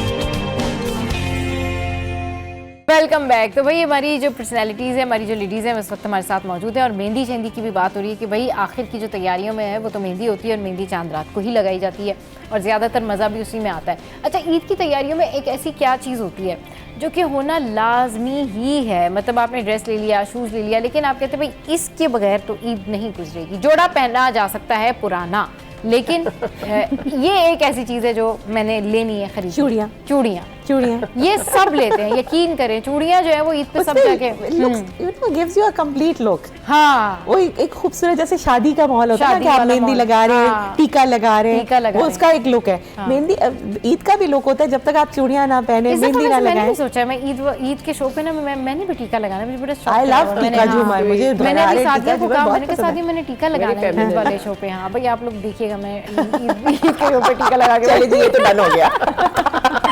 आजकल बड़े प्यारे प्यारे वो इन हुए हैं ना, हाँ, बहुत हर कलर के, हर डिजाइन के, हाँ। बड़े छोटे, बहुत खूबसूरत लगते हैं। I love it, I love टीका। आपकी क्या Gives you a फेवरेट ऐसी nice चीज look. होती है ईद की तैयारी जो मुकम्मल नहीं होती, जिसके बगैर? हाँ, मतलब कपड़े, चूड़ियाँ, ये सारी चीज़ें तो शूज़ जो हाँ, भी अपना एक हाँ, पूरा सेट होता है, दैट इज़ देयर। बट मुझे लगता है कोई एक स्टेटमेंट ज्वेलरी पीस एक जो याद रहे कि ये हाँ, इस ईद का है, हाँ, का है, yeah. सही। So that is something, and कुछ some fragrance, I think fragrance मुझे अच्छा लगता है कि उस सही। टाइम नजमा? हाँ, आई थिंक मैं भी फ्रेग्रेंस के उसमें हूँ, इनकी हाँ, हूँ। और आई थिंक मेहंदी है, मगर मेहंदी। बस हाँ, मेहंदी की खुशबू मुझे अच्छी लगती है, हाँ। लगी भी बहुत अच्छी होती है पहले, मगर हाँ। जब उतरती है तो वो फिर आई कैन नॉट उसको रियली बुरी लगती टॉलरेट। है। हाँ ना, ये देखिए बिल्कुल हमारे शो पे आई थी एक मेहंदी आर्टिस्ट, उन्होंने मुझे मेहंदी लगाई थी। अब ये जो उतर रही है ये तो तीखी फिर कितनी जो है ना वो अजीब सी वो लगती है, बहुत बुरी लगती हाँ, है। ये फिर बुरी लगना शुरू हो जाती है ना। बिल्कुल, लेकिन बिल्कुल। लेकिन क्योंकि सिटी 10 लोग देखते हैं और उन्हें पता है कि मेहंदी जो है अभी उतर रही है तो इट्स ओके, नो प्रॉब्लम। अच्छा, कल ही मैंने एक ऐड देखा, मेहंदी रिमूवर आ गया अच्छा, अरे दैट्स रियली ग्रेट। लेकिन पता है क्या, ऑनलाइन अच्छा फिलहाल। नहीं, लेकिन पता है क्या, इस तरह की चीजें यूज करने से पहले ना सोचना चाहिए। उसमें केमिकल होता है बहुत केमिकल ज्यादा। होता है या पता नहीं क्या चीज होती है। हर चीज जो ऑनलाइन आती है ना, वो जरूरी नहीं है कि हम फौरन से जाके ब्लीच मंगवा डला लें। हुआ होगा, हाँ, उसमें डेफिनेटली ब्लीच होता है। हाँ। उतारने के लिए और कोई चीजें नहीं कुछ उतरती नहीं वो। होता। नजमा अच्छा, जरा आप, हाँ, हाँ, बिल्कुल, हाँ। फॉर्चुनेटली ये है कि मुझे ऑरेंज कलर की मेहंदी अच्छी लगती है, बहुत डार्क नहीं। तो अच्छा। बस थोड़ी देर के लिए लगाई और वो बस उतार दें, हाँ। आप उसको ऑरेंज कलर की मेहंदी? हाँ, ये मतलब कौन ऑरेंज सा? नो, अच्छा। आई मीन के बहुत देर के लिए आप अच्छा, वो जो लगाएंगे, ब्लैक काली- ब्लैक सी हो जाती है वो नहीं अच्छी लगती, हाँ। थोड़ी रेडिश रेडिश बस हाँ, वो reddish आप हाँ। लगाएं और 10-15 मिनट मुझे में भी उतार दें, reddish बस सी सिर्फ पसंद वो और हल्का सा लुक आ जाए उसका। सही। तो orange इस दफा क्या आपने ईद पे बनाया या बनाने जा रही हैं, या क्या आपने सोचा हुआ है कि भाई आप मैंने इस दफा पहले दिन ये पहनना है? अभी बहुत ज्यादा इस पे सोचा नहीं है, हाँ। बट आई थिंक अब इट्स हाई टाइम के सोच लेना चाहिए। यस, बिल्कुल हाई टाइम है। high कब करती हैं, time। कब Actually- तैयारी करती हैं आप, रमजान में या रमजान से नहीं, थोड़ा पहले? मैं चाहती हूँ कि रमज़ान से मोस्टली पहले ही हो जाए, क्योंकि ज़ाहिर है जब हम जॉब पे निकलते हैं और चीज़ें होती हैं तो फिर आखिरी मोमेंट तक तो इंतज़ार नहीं हो सकता। बस और तो मैं- फिर बहुत कम टाइम रह गया, फिर कर लें अब आप 1-2 Exactly, दिन में ये तैयारी exactly। अपनी या अपने जो ड्रेस वगैरह लेना है वो ले लें। फिर अब आप जी, बस अब जो ये लास्ट वीक के एग्जीबिशंस और जो भी नई कलेक्शन आएगी उसमें से आई विल चूज समथिंग। अच्छा, मैं जो हूँ ना वो रमज़ान मतलब ईद की तैयारी मेरी ना ख़त्म ही नहीं होती, यानी मेरी चलती रहती है। पता नहीं मैं कौन सी सोचों में गुम होती हूँ, क्या मुझे मसला है, मुझे पता नहीं। मुझे जब तक मज़ा नहीं आता, जब तक बिल्कुल एंड मोमेंट नहीं आ जाए और मेरे थॉट्स ही ख़त्म नहीं होते, क्या पहनूँ मैं, क्या पहनूँ मैं, क्या पहनूँ। मुझे लास्ट में पता नहीं क्यों मज़ा आता है। हालांकि मैं एक ड्रेस मेरी ऐसी होती है जो मैंने ईद से पहले मतलब मेरी रेडी होती है, मुझे पता होता है अगर कुछ नहीं हुआ तो चलो मैं ये पहन लूंगी, हाँ। लेकिन उसके बावजूद भी जो बाकी के 2-1 दिन होते हैं ना, उसमें मेरी तैयारी चलती रहती है। अच्छा, वैसे ऐसे लोग जो मेरी तरह के लोग होते हैं कि जो बिल्कुल रमज़ान के आखिर में जो है वो इस तरह से ढूंढ रहे होते हैं, और वो पता है किस चक्कर में होते हैं हम लोग कि कुछ नया आ जाए, कुछ और, लेकिन कुछ नया नहीं आता। ट्रस्ट मी, ये मैंने बहुत जो है ना वो चीज़ तो कहना चाहिए ख्वारी उठाई है, इसके ऊपर रिसर्च कर ली है कि कुछ नया नहीं आता, बल्कि और जो अजीब गरीब सी जो स्टॉक होता है ना वो बाहर आ रहा होता है। और इनके वो रश में बिक जाता है, सारा बिक जाता है। और दूसरी बात ये कि इतने रश में समझ भी नहीं आता, आप नहीं नहीं कर समझ रहे आता, होते हैं जो उसने बताया दिखाया, और फिर बाद में जब घर पर आप आते हैं तो पता चलता है कि भाई वो तो कुछ और चीज़ है। हाँ, क्वालिटी अच्छा, पे और लास्ट में होना रमजान पड़ता में है। ये भी प्रॉब्लम होती है, लास्ट रमजान में ये भी प्रॉब्लम होती है कि वो जो उनका जो सामान होता है, कपड़े पूरा साल नहीं बिक रहे होते, वो एंड पे बिक जाते हैं, क्योंकि वो लोग ज़ाहिर है जिन्होंने नहीं लिया होता तो वो ले लेते हैं, उनको खरीदना पड़ता है। नई प्रॉब्लम में हाईलाइट करते थे, पहले से एक जनरेशन से टेलर का प्रॉब्लम चला है, अभी एक ऑनलाइन शॉपिंग का प्रॉब्लम है कि जो आपने देखा होता है और ऑर्डर किया होता है, उसकी डिस्क्रिप्शन पढ़ के सारी चीजें में, तो जब वो आती है चीज तो वो it is not that quality भी बहुत खराब होती है, क्वालिटी भी बहुत खराब होती है, एम्ब्रॉयडरी वैसी होती है ना, कलर जब तस्वीरों पे फिल्टर लग रहे हैं खवातीन की, लेडीज की, ये देखें कहाँ से कहाँ उनेजा वाला मसला कहाँ से कहाँ आ गया एक फिल्टर की वजह से। आप खुद सोचें कि कितना बड़ा मसला बन गया। वो बंदा जो था वो बेचारा जो जिसने उसको देखा, क्या हुआ जो भी हुआ, वो मसला कहाँ पे अटका, फिल्टर जी। तस्वीर में तो दिखाया कुछ था, आया कुछ है, ये सारा कुछ। तो आप देखें जो प्रोडक्ट है उसको वो इतना ज्यादा ग्लैमराइज करके दिखाते हैं कि वो आप मजबूर हो जाते हैं कि चलिए ऑनलाइन ऑर्डर कर लें, लेकिन जब आप मंगाते हैं तो वो प्रोडक्ट वाकई बहुत फर्क आता है। बहुत खुशनसीब लोग होते हैं जिनका ऑनलाइन ऑर्डर ठीक से आ जाए। वो छोटा सा लिख देते हैं एकदम नीचे कि जी product may be little different from the picture, the cloth and the color might vary. अब ये तो वो बोल देते हैं, वो उनको क्या पता कि वेरी कितना वेरी, वो इतना वेरी कि और इतना बिल्कुल ही जमीन आसमान का फर्क हो जाता है। और वो ये वाली जी ऑनलाइन में एक और चीज़ भी होती है कि टाइम की भी समटाइम से होता है कि जो टाइम बताया होता है उससे भी एक्सीड कर जाता है, और वो जो मेंटल टॉर्चर होता है ना कि कब आ रहा है नहीं आ रहा, वो भी एक बहुत बड़ा इशू है इस वक्त। सही कह रही है, बिल्कुल ये भी एक बड़ा इशू है। अच्छा, वैसे लेकिन मैं आपको बताऊं, बहुत सारे लोग हैं जो इस बात पर प्रॉपर जो है ना वो स्टैंड करते कि नहीं भाई हम ऑनलाइन शॉपिंग करते हैं और ऑनलाइन बहुत अच्छा आ जाता है। मुझे नहीं पता वो कौन सी साइट्स हैं जहाँ से उनको ऑनलाइन अच्छा मिल जाता है। मेरा एक्सपीरियंस ऑनलाइन से इतना अच्छा कुछ जो है जैसे taking it from a certain brand, तो वो आपको पता है वो ब्रांड वो जो स्टोर में है वही चीज आपको दे रहे होंगे, बट अननोन ब्रांड्स जिनको आपको पता नहीं है वो ऑनलाइन ही सर्विसेज दे रहे हैं। अब देखिए एक बहुत बड़ी ब्रांड का कोई आउटलेट है, अगर वो ऑनलाइन सर्विसेज दे रहा है तो वो तो आपको पता ही है ना, आप सारी जिंदगी वहां से लेते रहे तो आपको पता है उस ब्रांड से तो बिल्कुल वही चीज आएगी जो आप ले रहे हैं। लेकिन अब आप जैसे सर्च कर रहे होते ना कि ये वाली जगह पे ऑनलाइन मंगवा लें, मुख्तलिफ जगहों से ऑनलाइन मंगवा लें, तो उसमें फिर अभी जैसे फहद कह रहे हैं कि उसमें थर्ड पार्टी भी इन्वॉल्व होती है, तो उसमें भी फिर बड़े जो है ना वो मसले आते हैं, क्वालिटी के भी मसले आते हैं, पैसों के भी, अच्छी चीज रख के खराब चीज दे देते हैं। अच्छा, मेरे साथ एक दफा हुआ था, ब्लैंकेट की बात कर रही हूँ, मेरी एक फ्रेंड के साथ हम लोगों ने ब्लैंकेट्स हम जमा कर रहे थे to give it to the poor people, right? तो उसने ऑनलाइन देखा, उसने कहा कि ये मुझे मिल रहे हैं इतने के, तो मैंने ऑर्डर कर लिया। कहती है जब वो आया तो वो सारे सेकंड हैंड थे, no wonder, used second hand blanket. तो उन्होंने फिर उनको रिटर्न नहीं किया कि ये ब्लैंकेट गायब?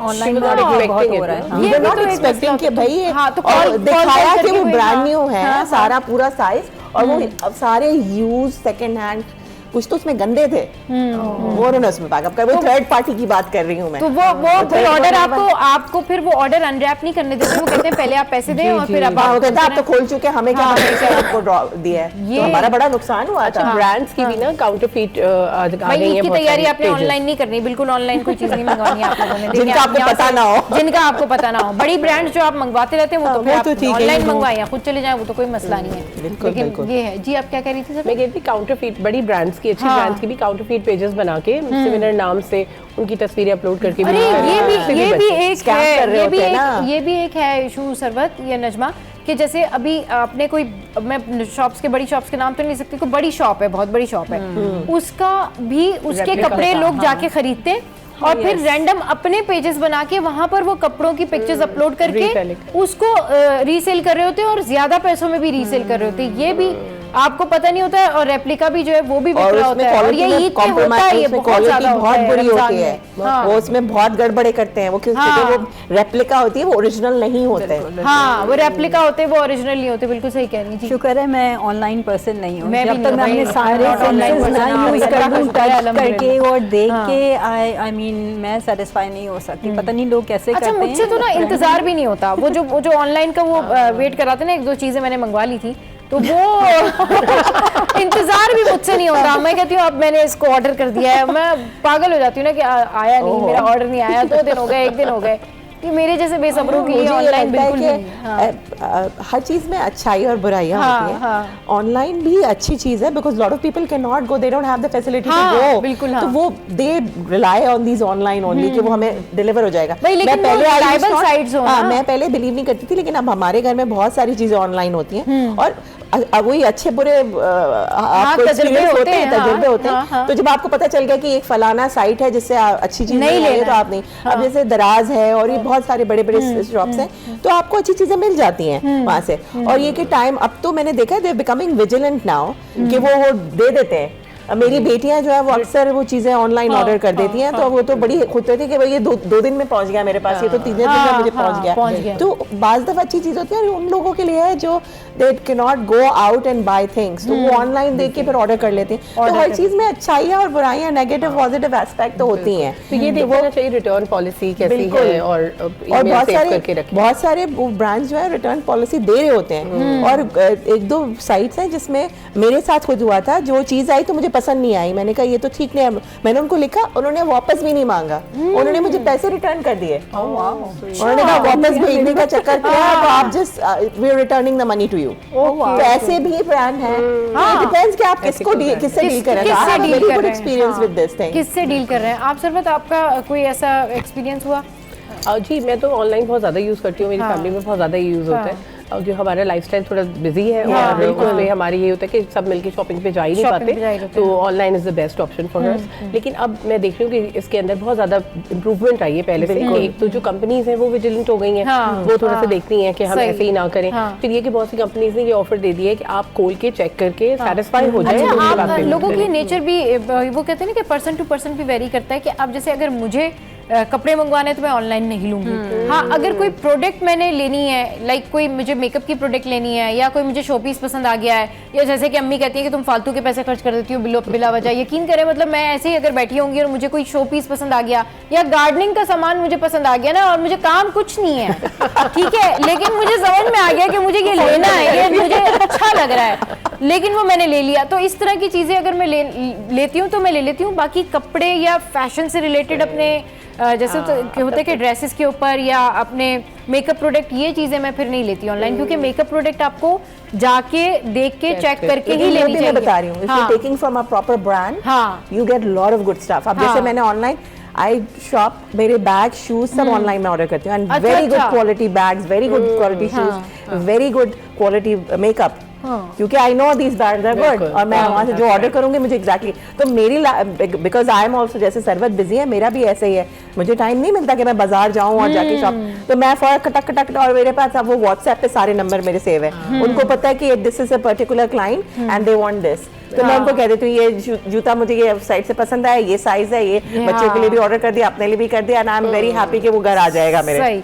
चले जी, तो ये ईद की तैयारियों की बातें हो रही हैं कि आप ऑनलाइन करते हैं, टेलर के पास जाते हैं, रेडीमेड लेते हैं, और ये मिला जुला रद्द अमल सामने आया है अवाम का, यहाँ पर हमारे पैनलिस्ट का, कि भाई आप जो है वो अपनी चॉइस से अगर ऑनलाइन मंगा रहे, और वो भी खास तौर पे ईद के दिनों में, तो देखभाल कर मंगवाएं। जो बड़ी ब्रांड्स हैं, जो रेलेवेंट ब्रांड्स हैं, आप वहीं से मंगवाएं, ताकि उनकी रिटर्न पॉलिसी भी होती है और उससे आपको नुकसान भी नहीं होता। लेकिन रैंडम ये ना करें कि अगर आपको कोई भी चीज़ अच्छी लग गई तो आपने ऑनलाइन ऑर्डर कर दिया, साइट्स आपको पता नहीं है, तो फिर आपको प्रॉब्लम हो सकती है। बहुत शुक्रिया मरियम, सरवत, और हमारे साथ नजमा मौजूद थी, बल्कि हैं, तो आप तीनों का बेहद शुक्रिया और आई होप कि आप लोगों की जो ईद है वो बड़ी अच्छी गुजरे, रमज़ान के लिए बहुत सारी बेस्ट विशेस। तो फिर अब यही है कि अब आने वाले हैं रमज़ान और रमज़ान होते हैं मेहमानों का हमने करना है इस्तकबाल, लेकिन किस तरह करेंगे इस्तकबाल ये हम आपको बस थोड़े से दिन में बताएंगे। तो आपने ऐसे ही हंसते रहना है, मुस्कुराते रहना है और हमारा शो देखते रहना है। Keep watching city at 10।